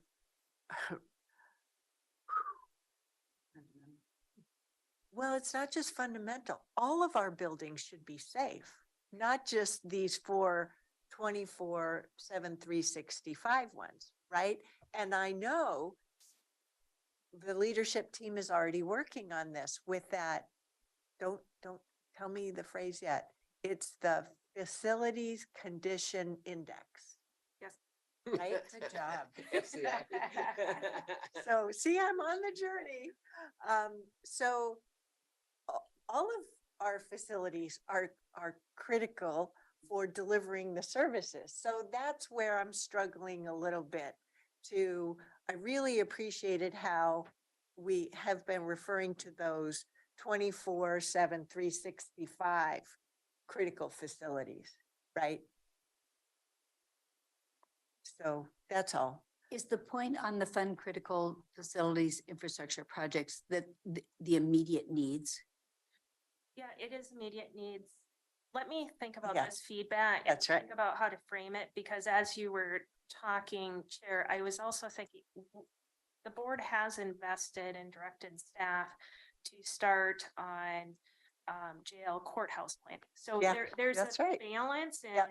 what we need to do. because Comprehensively. It Yep. is critical emergent need and still balancing for the future. So let us play with the language. Yep, thank you.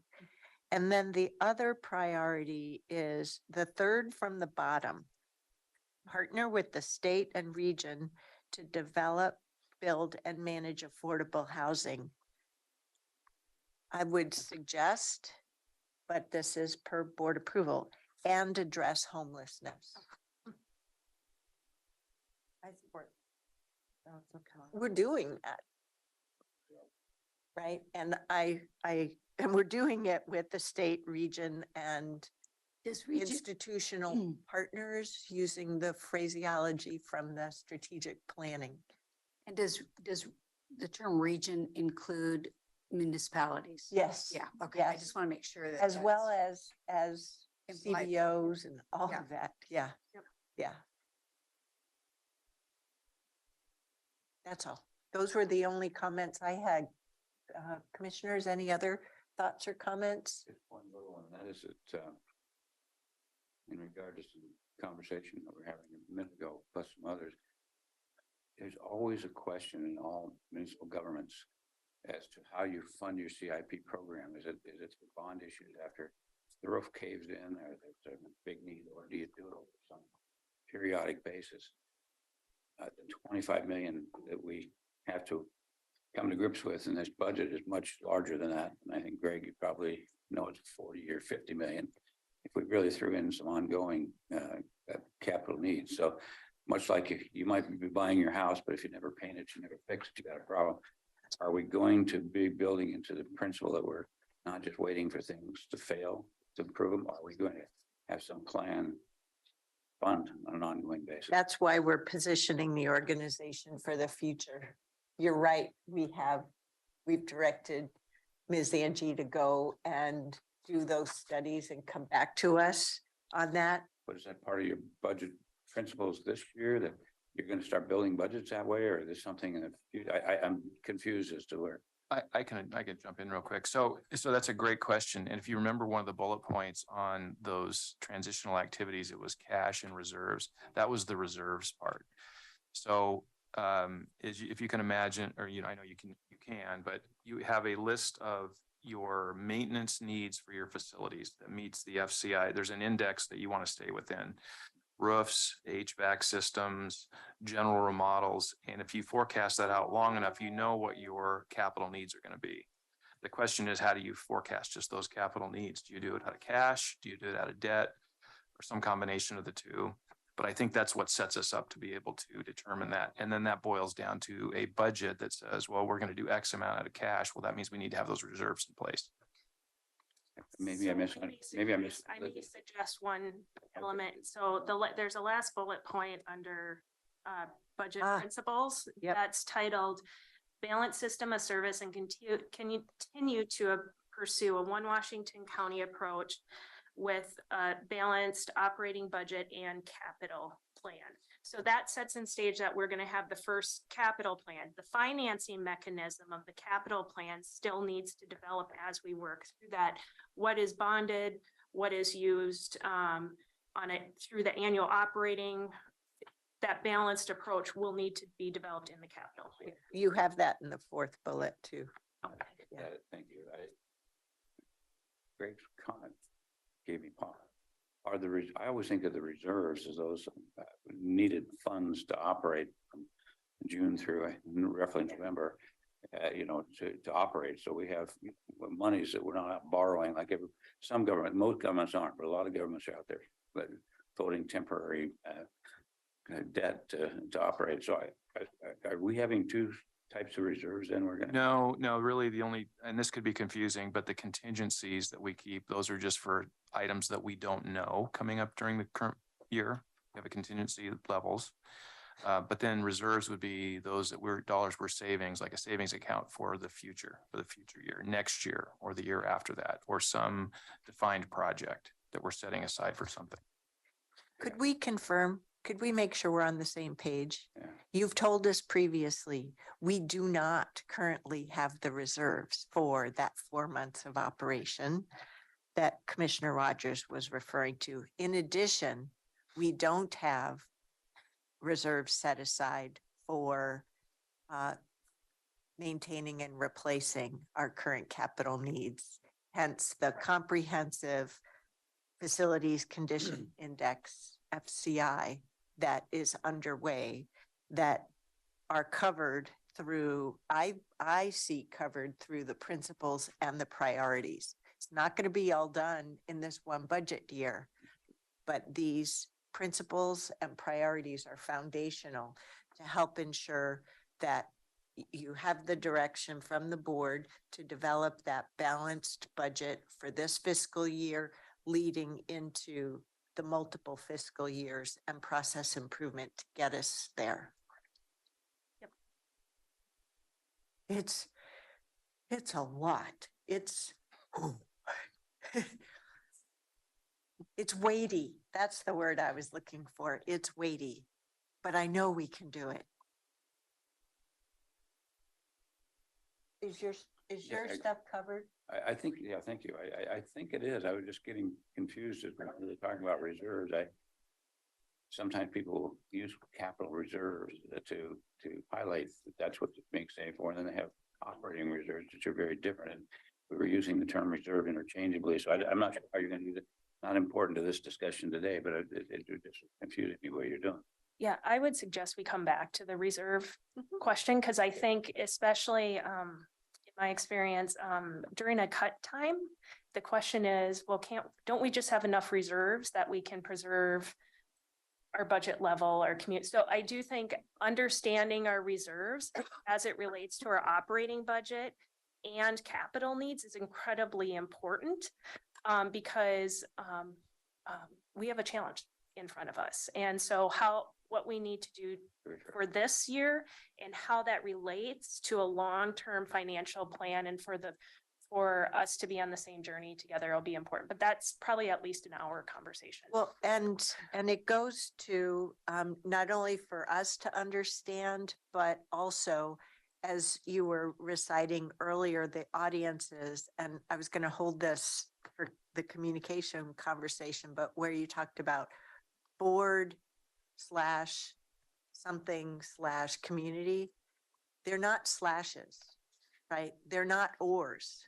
That's what slashes tend to indicate. They're commas. You have multiple customers, the board, our community partners, our community. So not only does the board need to have a good vocabulary and vernacular and the budget document about reserves, but we're trying to ensure that our community does as well. I'd just like to ask a question here. You read the last bullet under budget principles, and I don't think I have in my document what you read. I don't either. I thought that was Well, an she, addition. no, she We do- added to did you it, Add to but- it. I Okay, added to it. perfect. but You have it. but That's all that- still, I thought that was an addendum. what you added was covered by the fifth bullet on the prior page about balancing long-term capital and operating. Yep. Yeah, So, it's true. Okay. Rewarded. and also under organizational priorities, the very last bullet gets at all of this. So my I'm thought comfortable. is it's all there. Thank you. So we received some feedback, so we'll make those changes, based I on have the, a oh, go ahead, question. sorry. Um, the only thing I noticed in the document last night, when I was re-reviewing is that one thing the chair called out, the homelessness. And then the other one was, where does it, that I was also wondering where it fits in is behavioral health.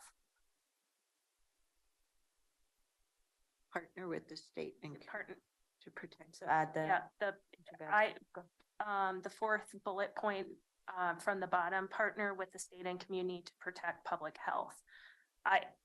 We had thought that, behavioral health fell underneath that larger public health bucket.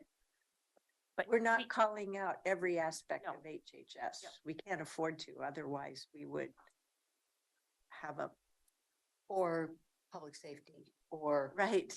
other. I think public safety is called out, but I Where? think there's a public safety in there, But I'm saying all of the Not- pieces of public safety. not, I'm not, deliver public safety and justice Yeah. services in a way that builds public safety. community Mhm. trust. yeah. That's the priority. But we Yeah. don't talk about the jail. We don't talk about all the different pieces. Right, right. Yeah, it just seemed like I was just reflecting back on some of the presentations that we got around like the work shortage, the workforce impact on behavioral health and whatnot. So I didn't know if where does that fit in specifically instead of saying public health? Because I think the president that's set for public health is different than what fits in public health. I think even in public health, behavioral health and public health are divided, like separated out when it comes to the challenges that each face. So it's two different departments within Oregon that handles that. So I don't know, Marnie, And it's one department here. yeah. Yeah, it's one department, one division. In here, but not like in the state of Oregon. So are we calling, I don't know, like I agree, I think whoever said, we're not calling out all the bucket list here. But I think behavioral health, it's important enough to somehow figure out what we say about behavioral health. Which is reflected in our state legislative agendas and our federal agendas. So I don't see any but here. Myself, commissioners, No, just asking for something to Pam. I'm okay with it under public health. Because nothing else is detailed out in the other parts of it. So I understand what you're saying that. But behavioral health is separate than public health, is what I'm trying to say. So I think, remember, this is majority consensus rule here, so whatever the commission feels, but I do think a behavioral health needs a special call out because there's gonna be a special push to fund that area because it's an area that's really in Oregon, it's impacting, and especially around mental health and which is So- why we have it prioritized in our state and legislative agenda.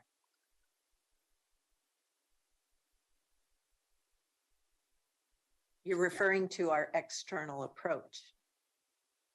no, I'm referring to the priorities here that's mentioned and where it fits in. So, so I hear you, Nafisa and, Commissioner Fry, sorry. That's okay. Nafisa, and- fine. No, you're fine. And, for public health, from a staff perspective, we are considering behavioral health when we say public health here.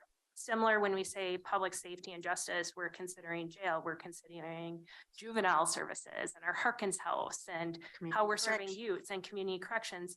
The challenge, because since right now, where do we stop listing some of these programmatic areas? So I'm not sure if you're comfortable. I mean, staff are considered the full spectrum of public health and understanding that partner with state and community to protect public health does also creep into housing and houselessness too, services. So I don't know if that's helpful, like just from our thinking and trying to balance also the internal concerns from departments as we go through these 4, 7, and 10% budget cut. And there's many services that I know board members would really want to see on this priority list that are important to our community. So I don't know if that's helpful as far as like how we're using it internally. No, it's, I mean, I hear what you're saying, Tanya, but I think for me, it's, I value, I think it's important, like leadership counts. Mhm. And I think if we're gonna list, you know, affordable housing, transportation, public health, I think it's important to also list the behavioral health, but if the majority of the thumbs up is to go as it is, then I'm okay with that. But for me, my preference is to call out behavioral health. I think we hear you. So we are really behind schedule, and I know you have a whole communications piece on this. And I would suggest, we've been going for a while, I was going to suggest that we have a break between budget and the strategic planning, but I'm beginning to think we need one now. That would be good. So I am taking these thumbs up. We'll make the modifications on the principles and priorities. I'll send that back to your board, and then this is what we'll be distributing to our departments and also will be included in the budget message this coming year. Everyone okay with that process?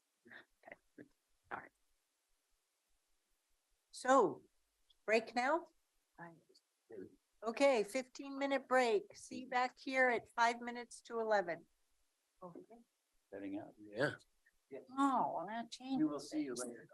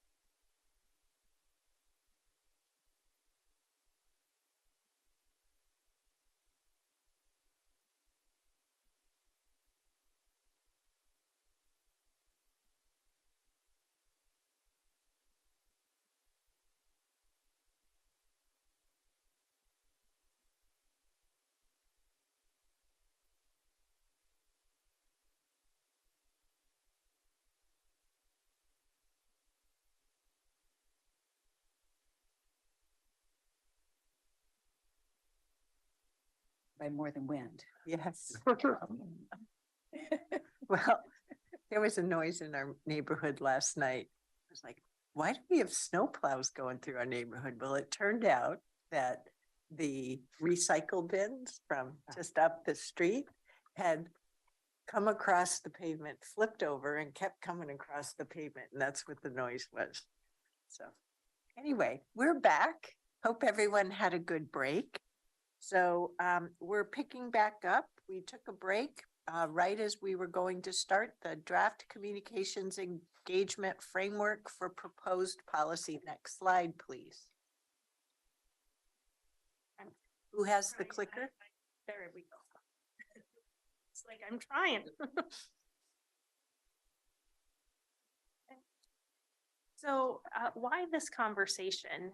Some of these points had actually came up in our previous discussion, but I do just want to kind of walk through why, especially this year, facing the financial decision making that will need to be made.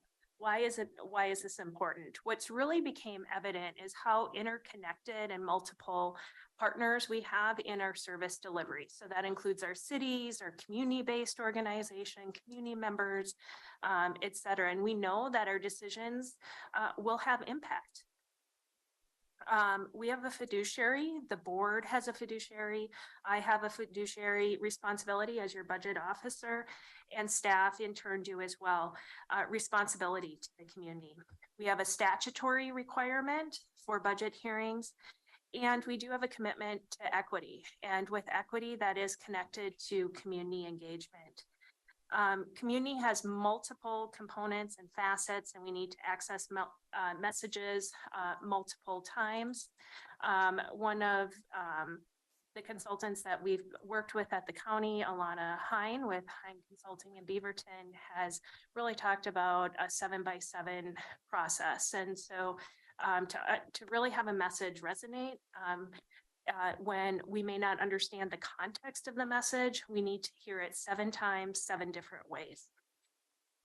And the community is already engaging with us. Your board's well aware there's been community partners and stakeholders that have reached out to you as well as to us on staff with curiosity and concern regarding financial state and decisions that the county will need to make, and also some misinformation that has been out there as well. Community engagement requires board and staff resources to respond, and communication and community engagement requires staff resources.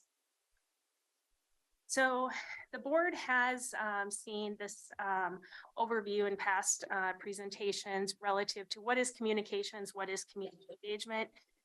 As we walk through the framework, I will be referring to the distinctions and also how some of the strategies align to IAP2, which is the International Association of Public Participation, in their spectrum of communication and engagement. So defining some of the terms and aligning the terms to the spectrum. So on the right is the spectrum, and on the left are some of the terms that I'll be using in the draft framework. I do want to reiterate, this is a draft framework. This is a much higher level of service and communication than we have ever done here at the county for the budget. And so really wanted to get the input from your board and concurrence as we move forward, and any additions so that we can be moving forward in alignment, and we can begin planning. So some events and examples. State of the County is held. Oh, sorry. Is held annually, and that is on Inform. We'll be talking about information sessions. So this is briefings that are held on a staff to staff level between special district, city special district managers, CBO staff, executives, myself, Greg Munn, as well as others. Your board holds town halls. There's also listening session focus groups. The board had held this in 2020 with the community investments sessions. That's one example. 2022, the reimbursement focus groups is another example of this type of engagement. And then we do have the advisory board and council structure. And specifically, I do want to point out our advisory council on racial equity. The years are a little off too. The listening session focus groups went 2019 through 2022. The community investment series went 2021 into 2022. Thank you for that clarification. Okay, so what are the draft communication objectives of this framework? Number one, provide transparency into the county's financial status, key records. Two, tell the county story. Your board as recently as Tuesday had talked about telling our story and how do we tell the story, not only of what today holds, but also the future. Highlight the venue for major change and improvement is an equity center process through the strategic community plan, and highlight the continuing effort to implement the budget. So now let's jump right into the audience and communications approach, and I want to orientate you to the framework and the table to start. So on the left-hand side, the blue is community focused, and then the green is organizational focused. Not only are our stakeholders community members, but our employees are stakeholders too, and many of our employees are residents as well. Then the second column is what is the audience, and then the third column is proposed channels for communicating, engaging. So under community focus, we have the board, which includes, as we've already been starting, one-on-one briefings, work session briefings, city and special district partners, letters, emails, listening sessions. Are all county emails that I send relative to our budget situation, I am sharing that with our special district managers and our city managers, in addition to including that within our board packets. Just yesterday, met with those partners, and they indicated how helpful that is as they've been receiving questions regarding the county's budget. And mayors have also gotten this through the monthly chair mayor meetings. Correct. And the CAO and I have been working in sync for quite some time now to make sure that there's consistency between the information that is provided through that meeting as well as the city and special district managers meetings. So with that, in that vein, Chair, I think what's really helpful is when there are questions that come up, or maybe partners that need information or context, to please work with me so that information can be distributed. Because Chair, I do appreciate the partnership we've had in that, because I think that has helped clarify the situation and also the direction the board is taking and direction to staff as well. And this is all part of my commitment in being a member of this 5-person board and as chair. It's all information that you've weighed in on. It's not ahead of you at all.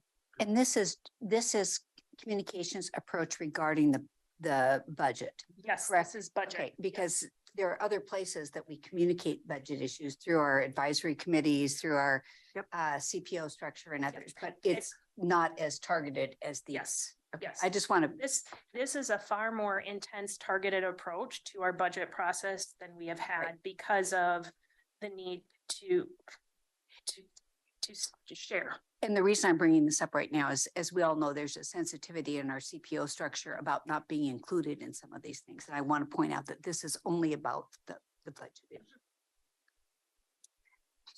So that sort of begs the question to me, given that we have many boards and commissions, if that would be helpful under either organizational focus or community focus, because all of those channels help advise us, the board, and also through specific departments as there are board liaisons all those. So We can add that.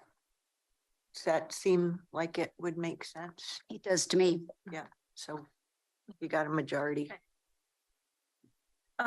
Community-based organizations. I know, some of your board has already been reached out, community-based organizations have reached out to you who we have contracts for service, or there's been direct allocations to those, organizations with questions and curiosity on, what last year's decision-making meant, what should they anticipate for this year? And then we have our budget committee,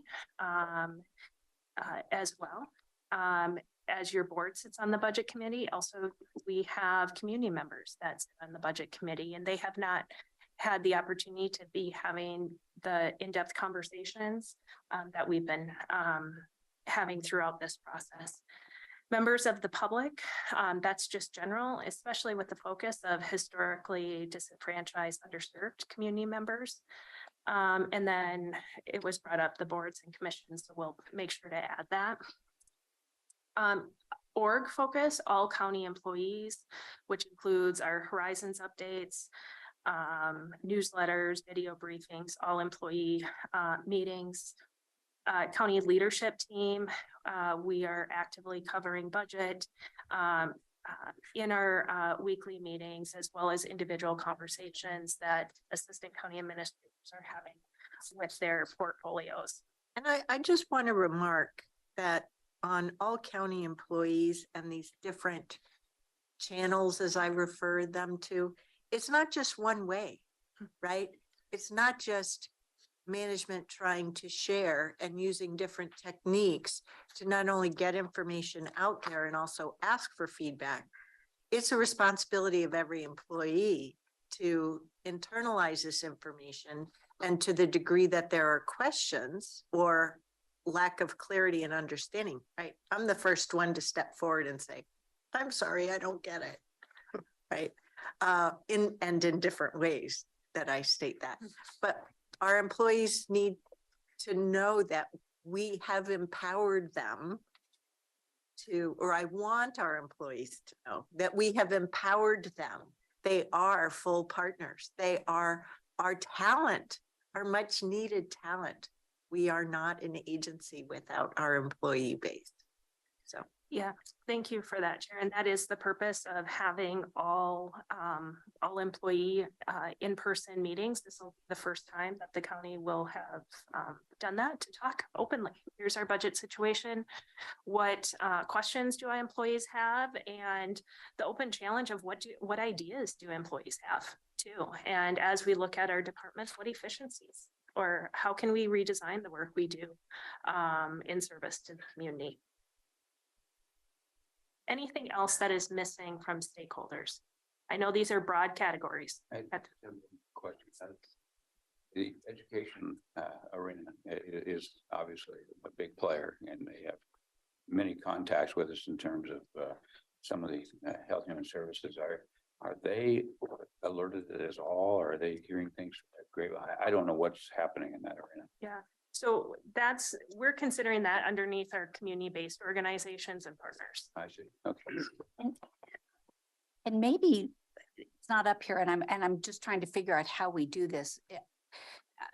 It's probably through our GR group, but it's also informing our other elected leadership locally and at the state level about what's happening.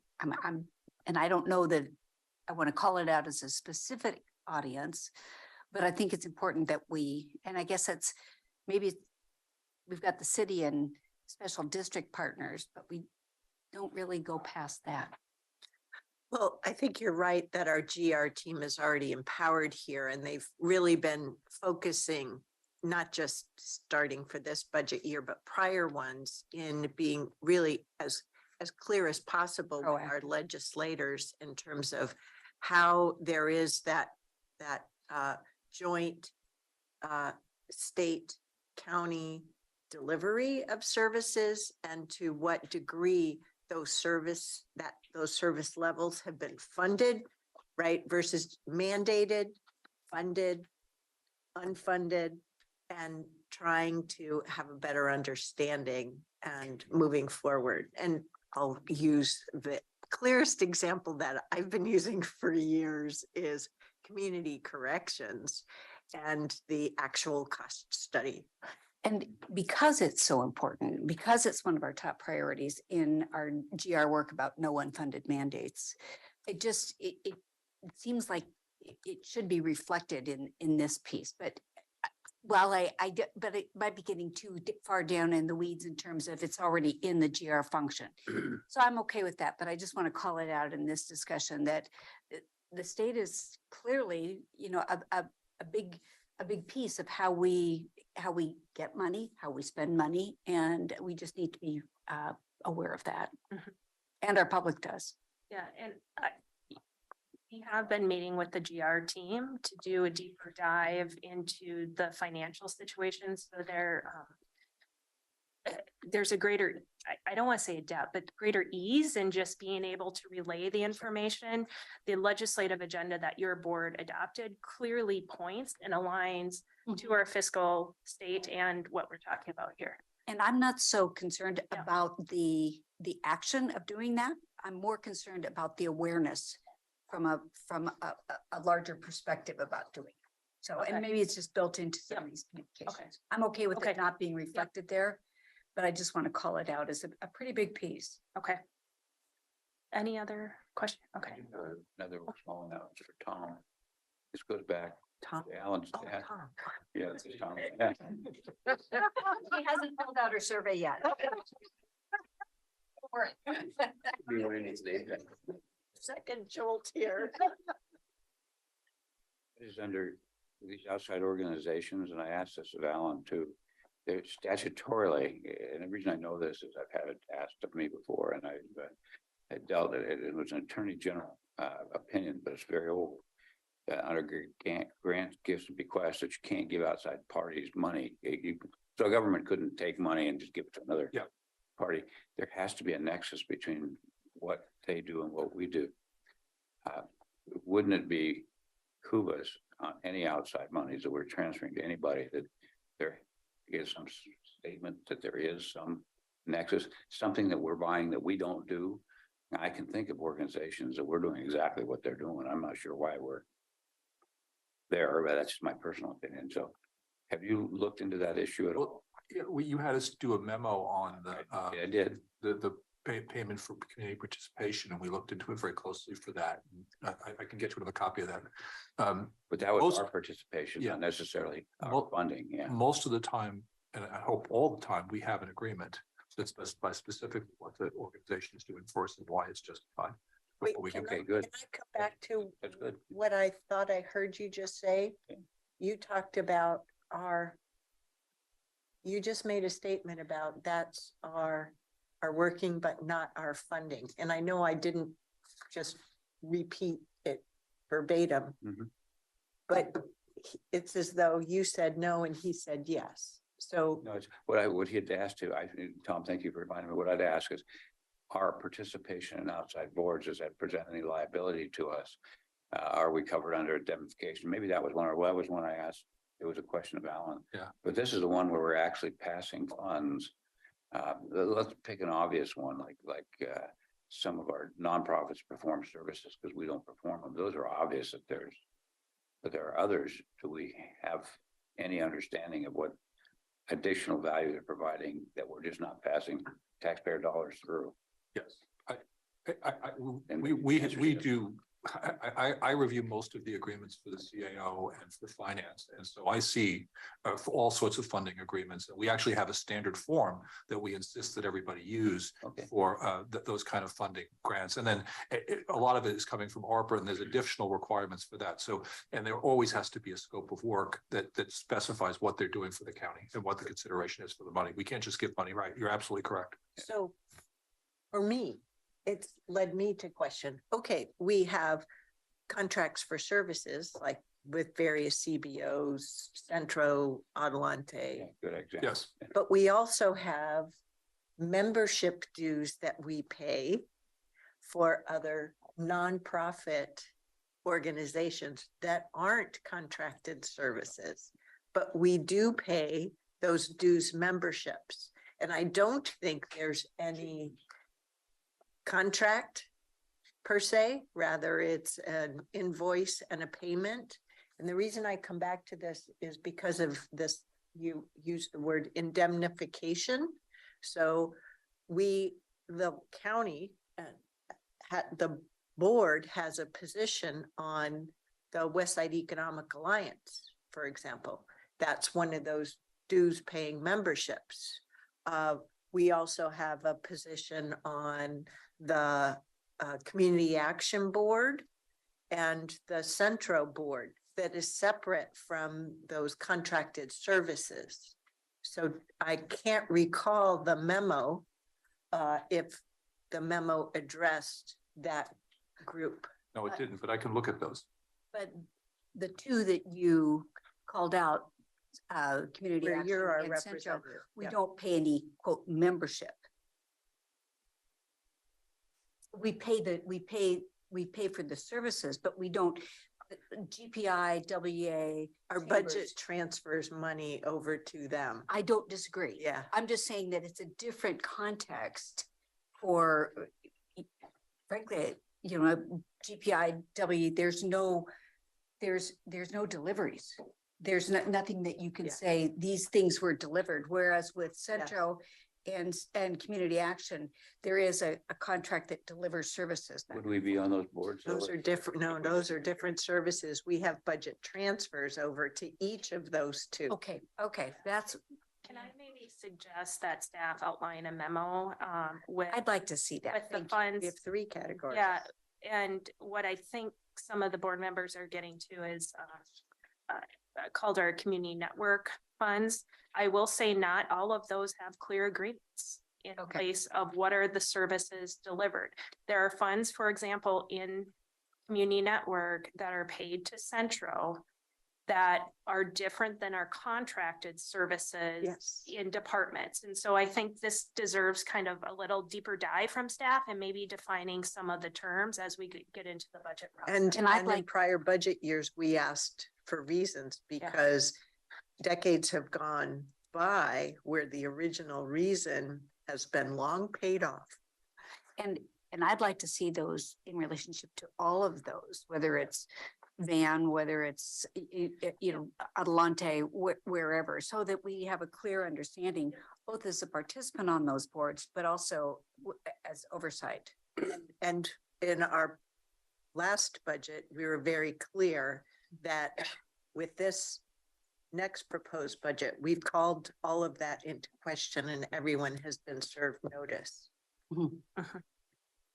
And that's why the board may be getting questions from those organizations with concern on those dollars. But like I said, staff will put together a briefing memo for you on this and we'll connect with county council on and weaving in Commissioner Rogers, your questions.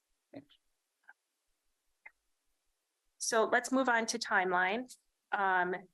So really, this is a relatively short timeline because budget adoption really is this first part of the year. So the ground, the left-hand column is the month.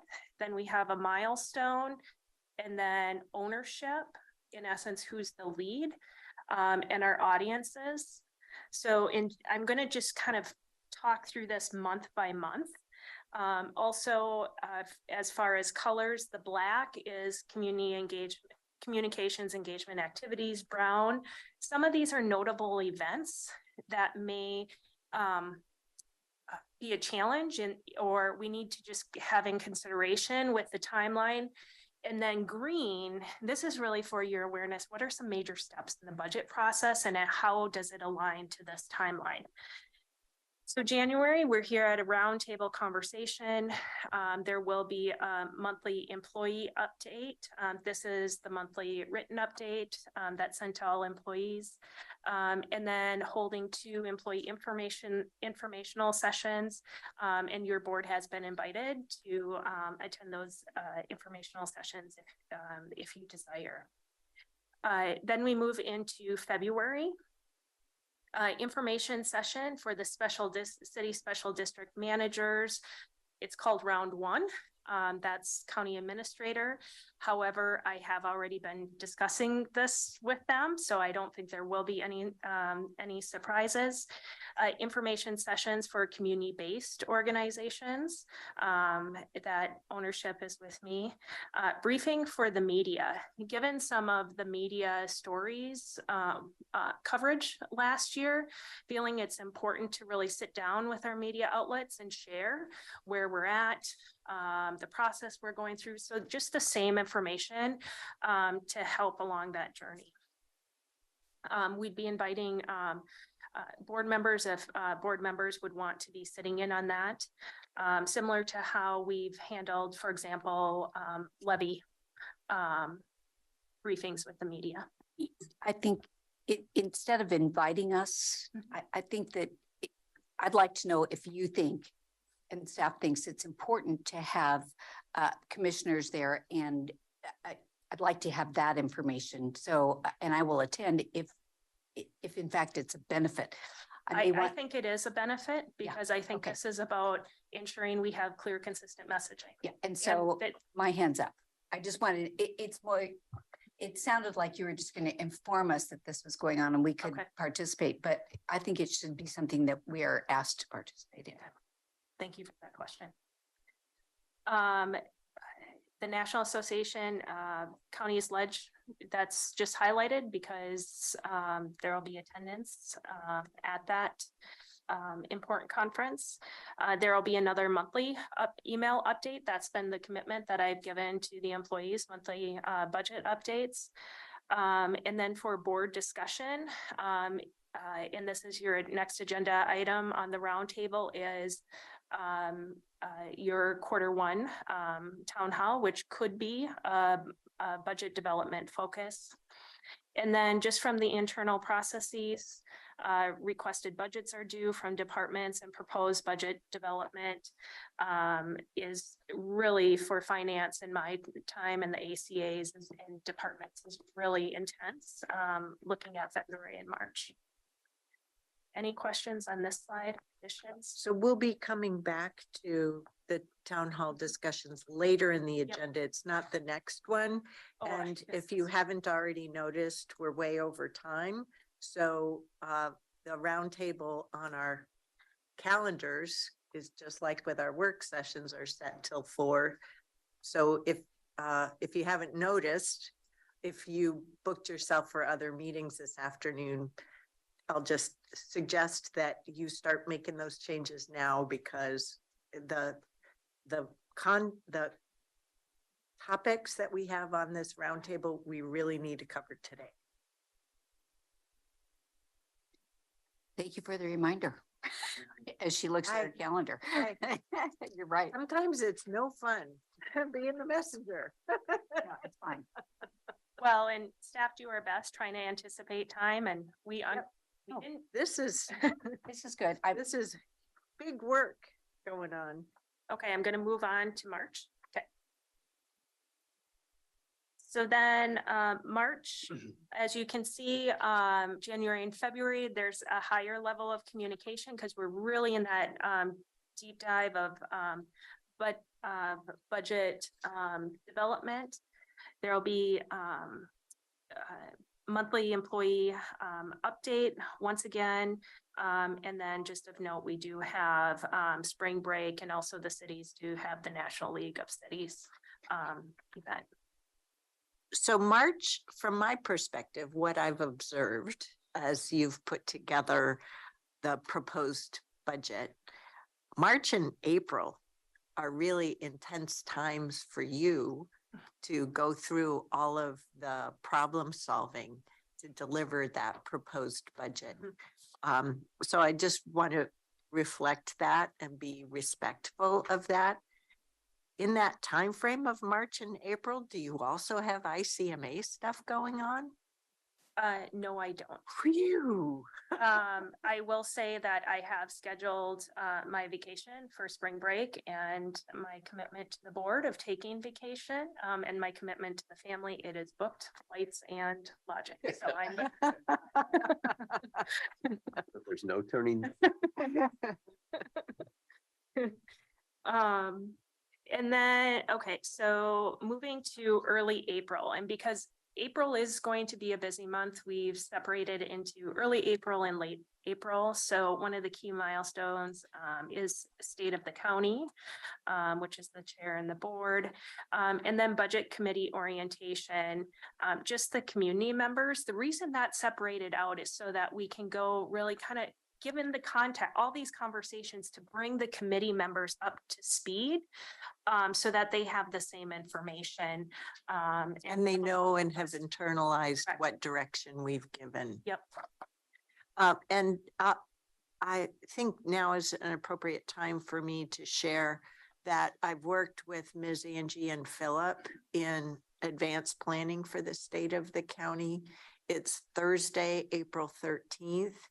And given all the big things on our plate, I am proposing, so the theme in working with them is we're going to have all this heavy lifting going on with our budget, right? It's the communication is happening already, and we're all going to have to deal with that.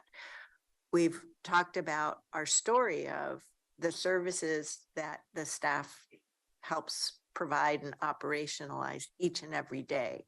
So the theme for this year's State of the County is just that, singing the praises of the services that the county delivers. And we've talked about how to deliver that and minimize the extent of work on staff and the board as two separate audiences for delivering that. So the proposal is right now, comprehensive messaging, simplest technique as possible, and it's on me and not having to add another thing on your plate. Contemplate that. Contemplate that. We'll close on it with our town hall discussions later. And thank you for that consideration. All of You were being facetious, Yes, I right? was. And, but Just checking. I would say that I just, a little yellow flag that goes up that says, as we talk about services, just in context of the larger picture about how we're going to be evaluating our service level in relationship to our budget opportunities. I'm sure that's part of the message here, but I'm just raising that. But those decisions won't be made, and our first round of decisions will be made through our approving a budget in June. So there's no, all of this is foreshadowing that we're going through that process. State of the county does not need to cover how we're contemplating all of that. Got it. Right. But we've been delivering great community results, as we talked about in our last town hall, right? The things we're proud of and calling attention to that. This is a chance for us to help continue to tell our story. This is the abundant, comprehensive, large suite of services in our portfolio. All at the same time that the state's doing a lot of that same work through the long session. Anyway, sorry, too many words. Then we move into late April. Drum roll, the proposed balanced budget is published. So then we move into the media release is issued. There will be a monthly employee update. And then suggesting that the board hold an information session with the board, city council, special district members on the budget, really realizing and leaning into how we've learned and already knew, but just our budget situation has just really reiterated how interconnected our services are. And then information session for the city special districts, and this would be the round 2, which I would hold. And then community-based organizations, round 2, and that's on me as well. Just notable event, League of Oregon Cities, spring conference is during this time, so we would be scheduling around that. Any questions on April or March? Okay. Then we move into May. This is where your budget committees convened. Another employee update, more employee listening sessions. And then this is for your board discussion relative to your 2 agenda items from now, board town hall for Q2. Then we move into June. Budgets are approved, a media release. Just of note, and that should be actually in Brown, just U.S. Conference of Mayors annual meeting. Board adopts the budgets, media release, monthly employee update, again, an additional round of employee listening sessions. I would note one of our hopes is as we as we hold the media briefing sessions earlier on in the budget process, that we'll have open communications with the media throughout this process as well. Any questions on this slide? Yes, Okay. just one, Mhm. and that is, I don't know if this is appropriate for June or July. Okay, let me just say that. We will have had our information session with our elected peers in late May, right? Late April. This is like, here's our proposed budget. Here are some of the difficult decisions that the CAO has had to make following our direction in providing a balanced proposed budget, and are being clear about what that means with regard to services where we're interconnected and what it means for us together as we share constituencies. And but then we go through the process of approving the budget in June.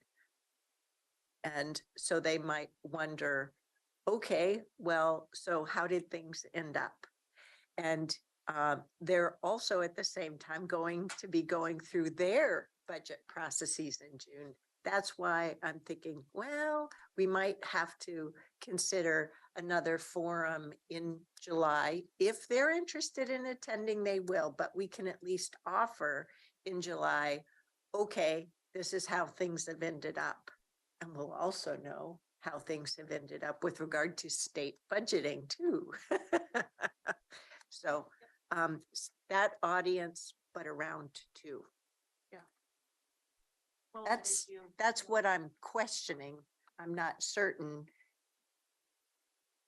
But so I'm not only proposing it to you, but also to my colleagues. I don't know. And I'm thinking about the questions that, you know, various groups will be interested in pursuing.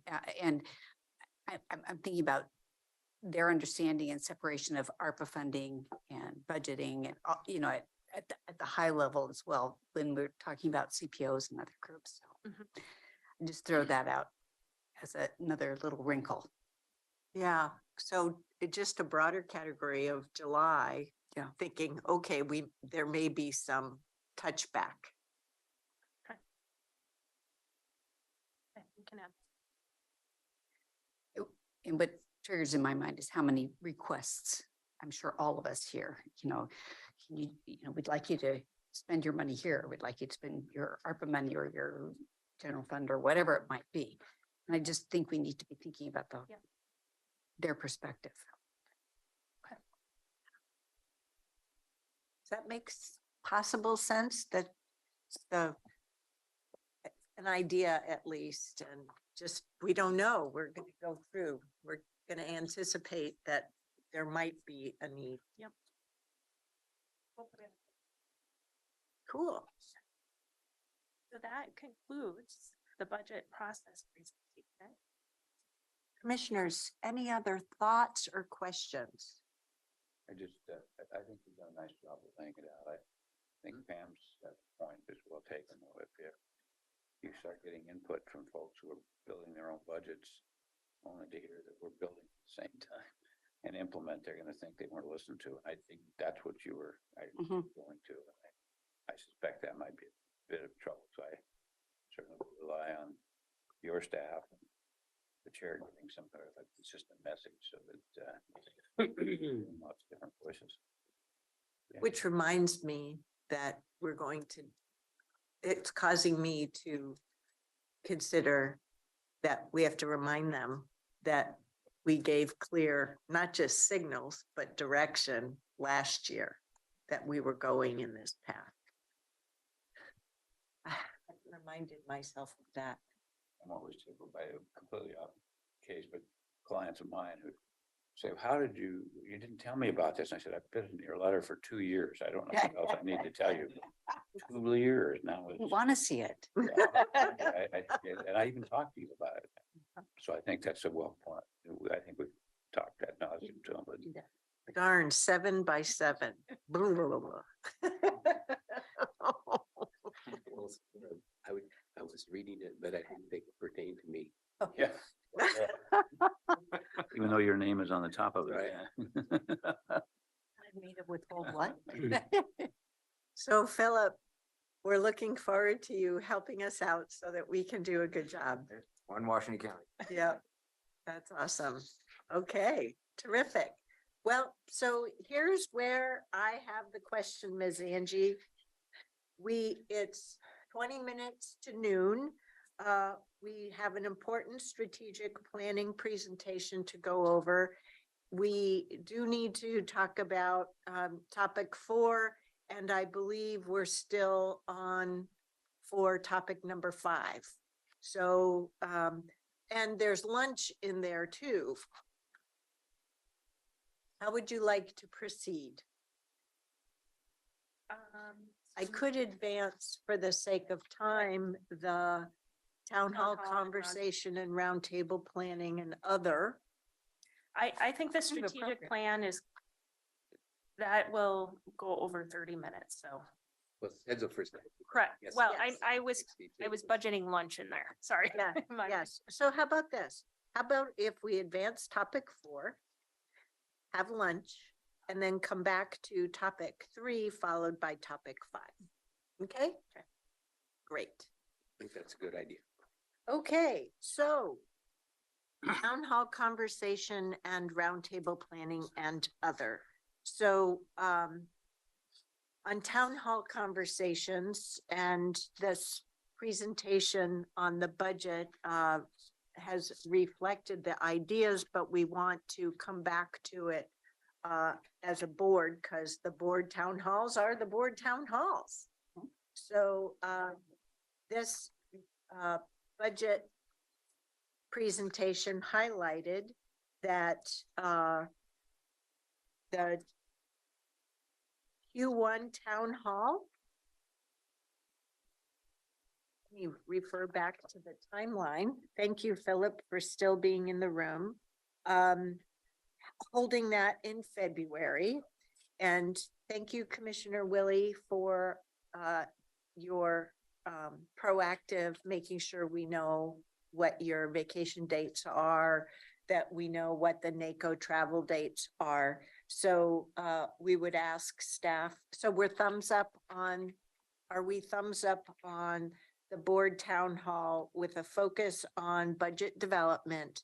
And then, of course, are being prepared for potential Q&A on other topics too. Okay, I'm sorry. I was confused. We're talking about roundtable planning and we're going to talk about town halls. Yeah, right Yeah, now. I we're did the same thing. I just pulled up. the Right now we're roundtable talking thing. about I'm going, okay, roundtable. I'm not tracking No, here. I'm sorry. Did I say roundtable? So topic 5, you're correct. Topic 4 is town hall conversation and roundtable planning Planning. and Right. others. Right. So okay. I'm sorry, I'm on town halls. No, and I heard that, but I was looking at the roundtable schedule. Me too. And so I was totally confused. So So that's, anyway, we're good now. We're Yeah. back. Okay, so I pulled up slide 13 of the budget timeline. Under February, it has board town hall for Q1, focus budget development. would you tell me where you're looking? And that's under In the Previous budget presentation. presentation. previous press. Yeah. Thank you. Yeah. And slide which number? That one right there. No, down. The one titled, the One. very first timeline. For February. Yeah. You with? And we've got a date, a time certain, date certain on that. Staff's taking our calendars and figuring that out. Okay. Yep. And then we'll get Can I that. can I It'll make be a- on the website calendar. They'll start propagating. I'd just like to make a request in scheduling. When we did the town hall on on Tuesday, that was difficult. So, okay, thank you. It was the Yeah. 12-hour day or even Yeah. whatever. Yeah. Yeah, Q4 It is was always a Thursday, you're right. crunch. It was the, Q4 is always a crunch, Yeah, I right? understand. Between November and December. I understand. So, yep. Thank and you before, for bringing. and that before we start the conversation, I'd like to have a discussion if we can about are we wedded to a town hall every quarter? That's why we're having Okay. town hall conversation. Okay, I thought we were moving into scheduling it, and so I'm asking the question, I'm raising the question, are 4 town halls a year the number that we want to target? So is that a fair question to ask? I do. I'm glad you're raising it now. So if, as part of discussing that, please know that in talking with Philip and Ms. Angie about our communication, particularly around the budget, this is where the idea, the proposal is having a second town hall in Q2 that would be prepared to speak to, here's our proposed budget that we're working through with our budget committees. And remember, last year we added public comment with each of the budget meetings. So just once again, using that tool again to highlight what it means for us to be delivering this plethora of services as a county government. This is what we're attempting to do through this budget year. And just asking the community, do they have any questions about our process, or do they have any input that we, the board, should consider as we go through our deliberation process towards an adopted agenda in June? So that, why I paint this picture is, there is this question of how many board town halls, if any, would we like to have? And given that we have our finance challenges and our challenges on service levels, our challenges with investment in capital and infrastructure needs, we, as I have worked with Ms. Angie and Philip, we've seen that it would be helpful if we had this Q1 town hall, state of the county on services, and potentially a Q2 town hall. That's all. That's just level setting in terms of the ideas that and proposals that are on the table as part of this conversation. Am I being too deliberative? No, I'd just like to provide Go my for it. personal Yep, thank comment you. and opinion. And Go for it. And I think you all know that I am a strong proponent of community conversations. You know, I really, that's the basis of what we do. As I look back on last year in our town hall processes, I think about the staff and how intense the work was. And I'm not sure that it was as effective as other vehicles might be. And I'm not worried about my time or frankly, any of our fellow commissioners' time. I'm worried about the effectiveness of the town hall as a tool to accomplish what it is that we're setting out to do. And granted, the ground has changed dramatically since our first year and where we are now in relationship to how we communicate. I understand that. I'm just raising the question about, are we looking at the most effective tool to communicate with our residents? And that's what, I think that's the purpose of the town hall. And are we also thinking about the topics that they are most interested in as part of this process as well? So what are your answers to those questions? my answers are, there's a couple thoughts that I have. One is I believe strongly that we need a budget town hall. I think I support that. I'm not so sure that we want to put into stone town halls into the future, but think about the possibility of when there's a critical need, having a town hall. And for example, if we were right in the middle of a wildfire season, having a town hall about what was happening, We always have the opportunity for an ad hoc town hall. that's ad hoc is Yeah. maybe the best. And I think that we would see our participation go up. Maybe it's a town hall around the homeless issue as we work through time, place, and manner. Maybe though, when I think about our critical situations, maybe it's around transportation as we get further down the road in tolling. Maybe because I think that there'll be a lot of conversation. I'm really thinking about the controversial issues that our public would be interested in hearing about. So I'm just putting that out there as a discussion piece.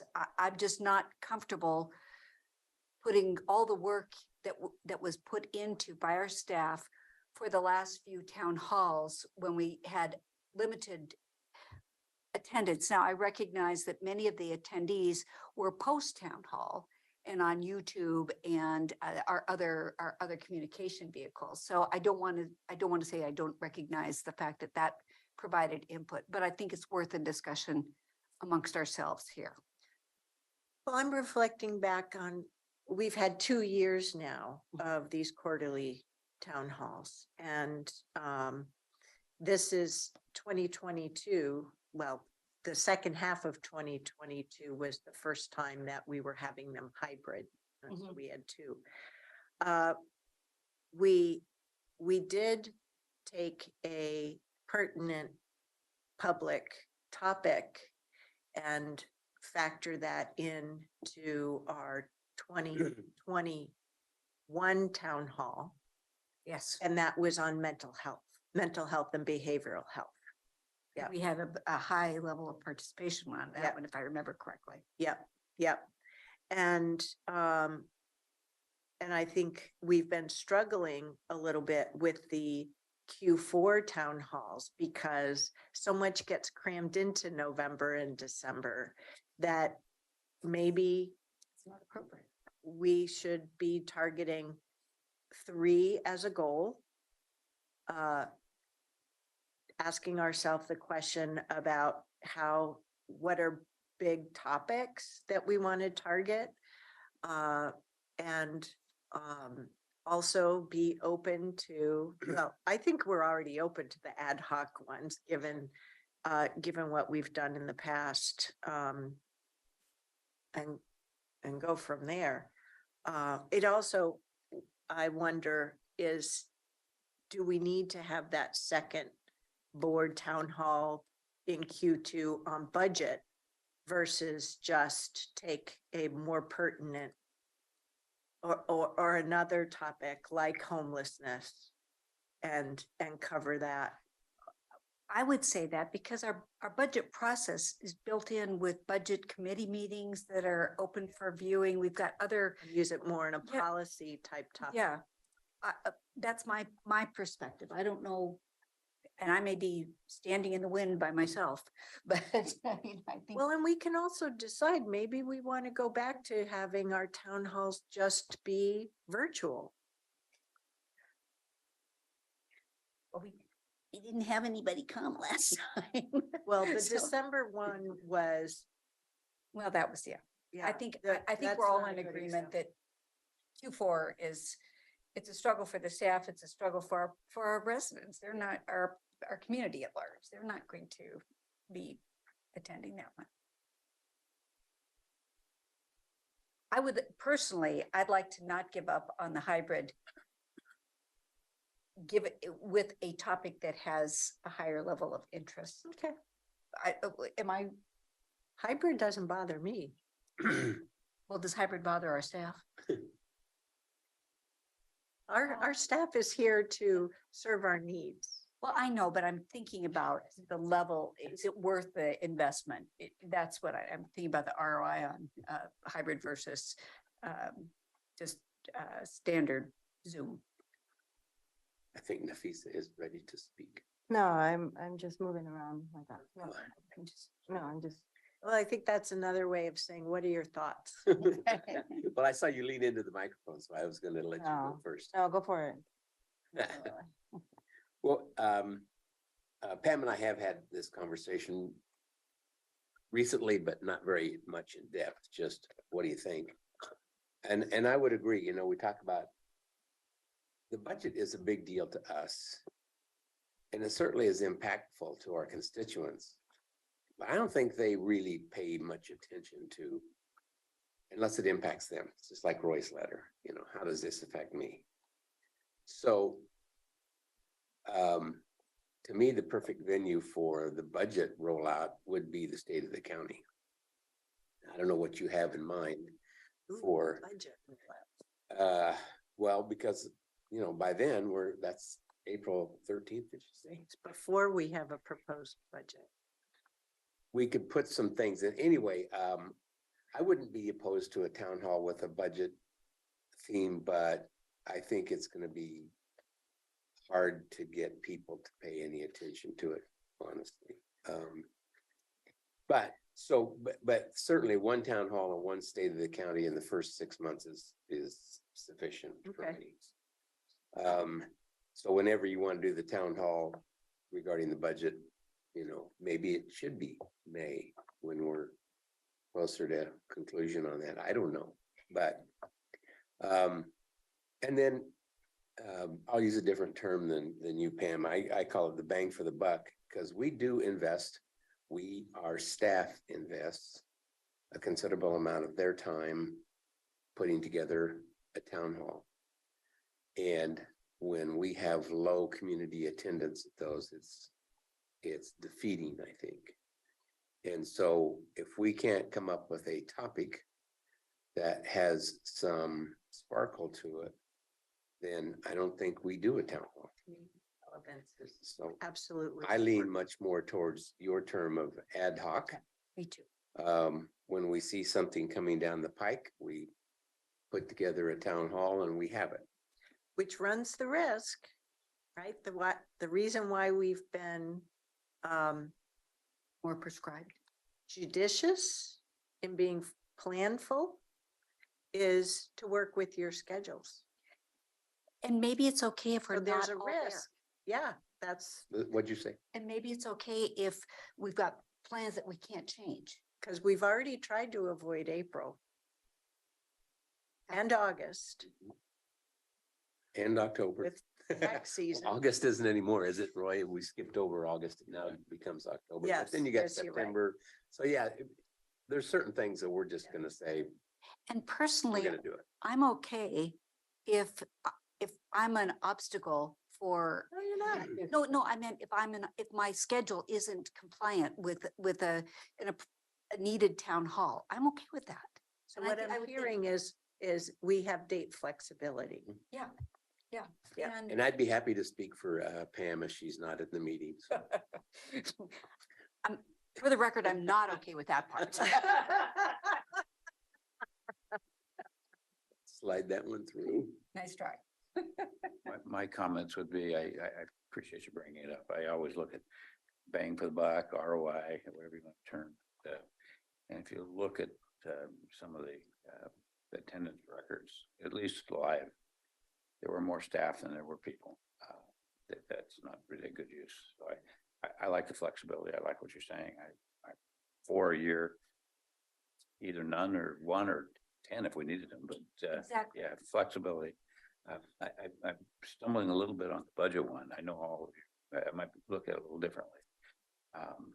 The budget concepts are so complex, and I've dealt with boards of directors of organizations, not quite this large, but the big organizations who were fairly sophisticated, and they had trouble understanding some of the concepts. So how do you, it's not that you don't do it, but how do we portray information that people understand and feel like they're participating? That's the hard part. And I've raised the issue, and this may not be acceptable to everybody, but our budget process, we're working hard, just looking at the communication plan that we've just went over with how we approach the budget process from our budget committee, that maybe we don't need a town hall around the budget. So we're not having the Q2 town hall listed in the budget timeline. Yeah. That's Okay. what I'm hearing from multiple commissioners. If everybody's comfortable with that. I think for me, I didn't have, I participated, I think, 2 years now with our town halls. I don't think I had a problem with the frequency of or the number of times we're doing. I think in fact, Brenda and I hear from constituents that that express hunger for more information and more Anger engagement. or hunger? Hunger. Oh. It's like being hangry. That's what I was. Yeah, they're not angry, thank goodness, with us. I mean, depending on what issue we're talking about, encampments, there might be. But I think the point I'm trying to make is I don't have problem with the number of town halls that we do. But I think my concern was the low turnout, as I've expressed it before. And what the role is of our community engagement department. Like I'm not really, I think I'm unclear of role and responsibilities of the promotion of the town hall, the involvement of our community partners in our town hall, and who has those kind of conversations. And so those are where I was coming from, my concerns with the town hall, not necessarily the frequency. I think people are hungry for more information, hungry of engaging the commission and the board. So I don't know. I think if consensus we're limiting, I'm okay to go with the consensus, but I do think that. Yeah, so thank you for reminding me. You and I had talked about this in our monthly one-on-ones a couple of times. So our staff does the work in service to us for the board town halls on community engagement. I appreciate how you've raised previously and raising here again for the question of what role do our community-based organizations play in terms of letting their networks know. So our team has included our town halls in the community engagement emails that have gone out, but I don't know that we've ever explicitly asked our community engagement, our community-based organizations to say, look, we have these opportunities for the people you serve to come and ask us questions. Similarly, with the alumni of our civic leaders program. This is a good time to ask your questions of the board for the work that we do in serving you. And maybe that's something that we need to ask if if we can do that ourselves and get some staff support for Could I- getting that invitation out there. And I want to make sure that we understand that what I'm saying is not limiting the number of town halls. I just Flexibility of It's the scheduling. flexibility and making sure that that we're listening to our CBOs. What would they like us to talk about? How are we getting the information? Is there a pertinent need right now to have a town hall? So I'd rather be more on point with issues that are all of our constituents want to hear. But I think your I just question don't want to isn't, limit. I want is to make the sure. you- town hall pertinent, but what topics It's the would they topic. like us to be thematic about? Mhm. So And- that's and the another time. one where our community engagement team can help ensure that the CCI and the active and to the degree inactive CPOs know that we're interested in your feedback. What thematic topics are you interested in?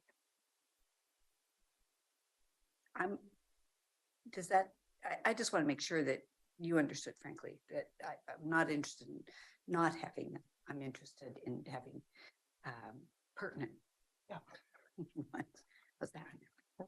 Yeah, semantic, As sorry. part of your discussion, Limit- I'm sorry. I didn't mean to interrupt. Roy, Oh, I Yeah. thought you were saying something. We were just talking. Oh, okay. How did, and maybe part of your discussion was, I've frankly found that some of these sessions were simply lobbying sessions, had nothing to do with information gathering or questions of us, but wanted to lobby in particular on certain positions. That the participants wanted to Yes. lobby us. Right, that's exactly right, yeah. Is that, I guess I don't know the game rules, I think Marcus. I don't have a problem with it. a platform. Feedback is a gift. Well, it depends on how much time you're devoting to that. I know we had breakout sessions.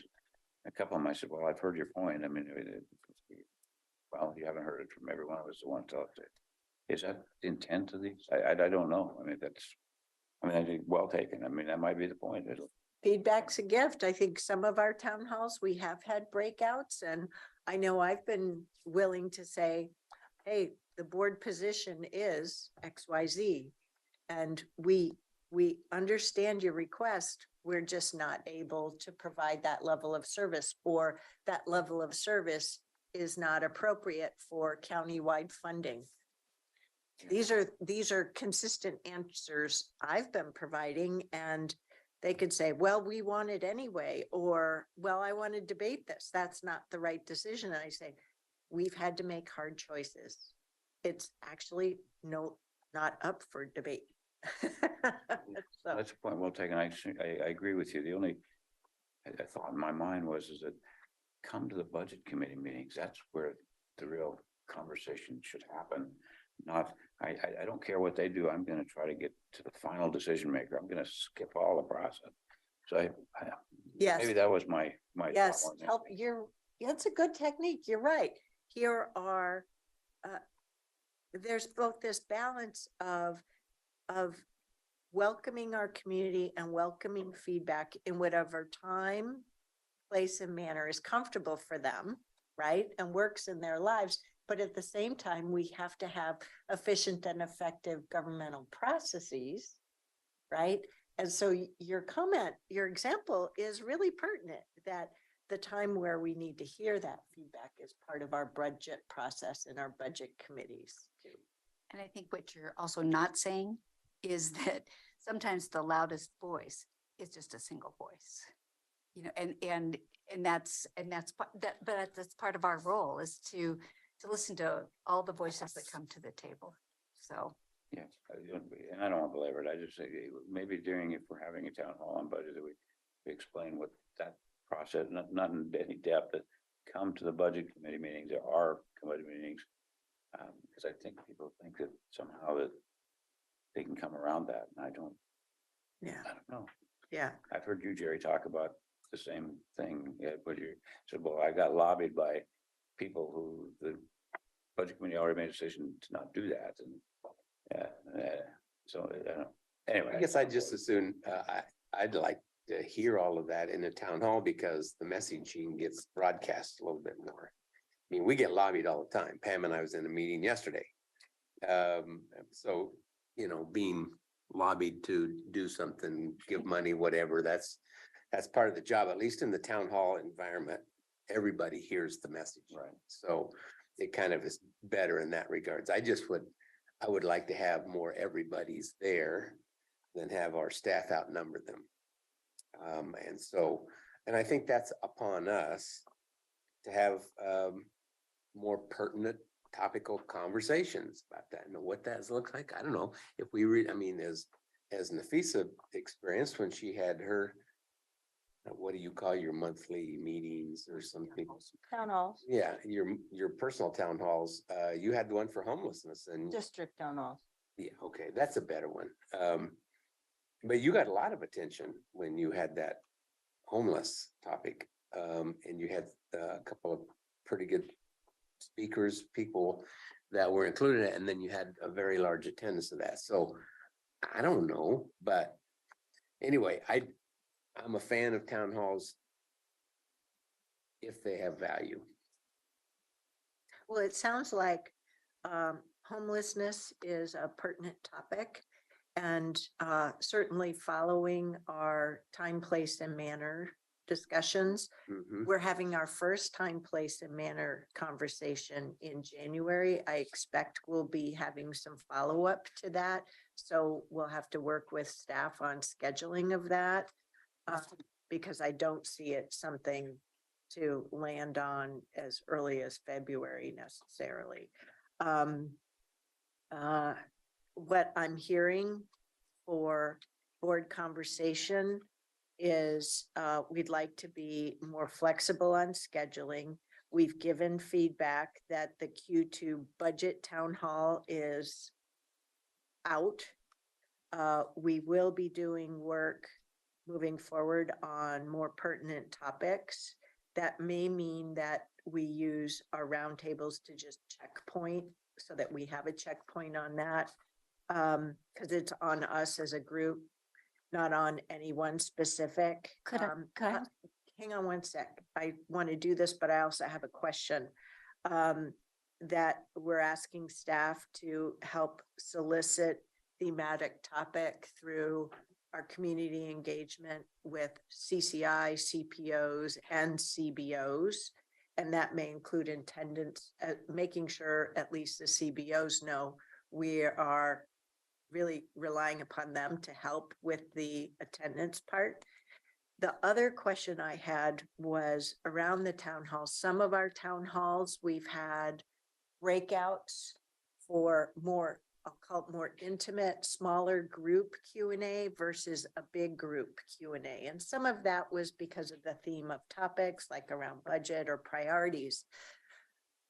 So it really leads to my question of there is benefit for the wider community hearing one another's questions and all getting some common answers, if I could call it that, on, well, the board's made that difficult choice, asked and answered, blah, blah, that loudest voice kind of thing. We can certainly do that in breakouts too, or we can help ensure that we have some talking point guides for commissioners so that from breakout group to breakout group, we have some common responses. But what I'm really trying to get at, even though I'm being overly verbal here, I apologize, is what do you think of that technique of breakouts? If I look at the most effective town halls that I think we participated in, the one that Latricia worked on and had breakout sessions was very effective. I think that early on, there was one, and it was when Elizabeth was here and had varying subject matter experts that were helping to answer questions in our, and I don't remember the theme of that one, but that was really content rich from that perspective. I think it is going to be dependent on the topic. You know, so if it were an emergency, if it were a wildfire how do you, what's the situation? What are we doing? How are we protecting? We have people from animal services there when I think back about the different things that happened during our wildfire season. So, and I don't know that it's just us providing the information. It is the board's town hall, but I think it's our opportunity to also highlight the information that people want to know about. And the other thing I was going to add earlier is that I think that we should consider in our leadership updates every week, if there is a topic that comes to mind that's part of current events, current issues, that we bring it forward. And it may not fly, it may go over like a lead balloon, which is fine with me too. But Well, I think commissioners are always welcome to bring any issue forward, but I think I would like to ensure that there's this. What I look out for as chair is, do we have systems in place for our success? Okay, and that's why I was thinking about just monthly roundtable check-in on themes. But also what you were reminding us of when you mentioned Elizabeth was that the technique then was we asked a few CBOs to come forward with a question to the board. And we haven't done that in a long time. And that's another technique that we should consider. I was just thinking about a town hall that was around recreation and trail usage. I'm thinking about the Salmonberry Trail and some of those things. Who knows what type of interest that would bring out. So anyway. I have a question, I don't know, maybe comment. Perhaps maybe like we can identify how many what's the number of town halls we're gonna do this year? And then what's the goal for that town hall? And what format are we gonna adopt? Because I think I heard you mention breakout sessions. Are we gonna commit to doing a virtual town halls this whole year? Because I can't see the boardroom. I can't imagine how that would function, even if we had 10 people. But perhaps we can talk about maybe we have our town halls different areas within Washington County as well, rather than having it just in the boardroom downstairs, so that we're traveling throughout the county. And if we did have that subject that you just mentioned, trails, we could have it at kind of, some of those, or Cooper Mountain. Recently, many of you traveled to Cooper Mountain. So I don't know. I think that these are thoughts I'm having where I think we have to first step back and say, what is the goal we're trying to accomplish with our town halls? And then set a number of town halls that we're going to do. That way their staff can help us format better. So what we've already covered is our goal for the town halls is wider community engagement. We've already recognized we want to be more effective in terms of thematic topics. The reason that we have had them here for our two hybrids here is it's more than a Zoom meeting. It's that syncing up of YouTube availability, streaming video, and Zoom all at once. There is a lot of backroom technology that has to go forward with that, as well as Spanish language translation and ASL translation. We go outside of this building, we do not have the infrastructure nor the staff resources to duplicate that in any other location. Okay, so we would be reducing our service level for accessibility, which we can come back to in another conversation if you would like to revisit that and come down to a lower level of accessibility than we've already defined for ourselves. We've already recognized that we want to come back to our pertinent topics. Okay, so we've just eaten into 15 minutes After of our lunch, yeah, I just noticed it. It's like after Okay. 12. So that's one reason why I was trying to play back the summary and recognized that we haven't talked about the effectiveness of breakouts. I realize we've heard from you on that, but I think we're gonna have to come back to this at our February roundtables. I'd Or- agree. The only comment I'd make about the breakouts is, it's a smaller, more intimate venue, and I think some people feel much more comfortable Yep. asking their questions and having conversation in Yep. those. Yep. They need to be orchestrated a little bit better than I think we've done in the past, but I think those are good places. We just, again, we have to get people to come in and feel comfortable in those environments. Yep. And climate action could be another big topic.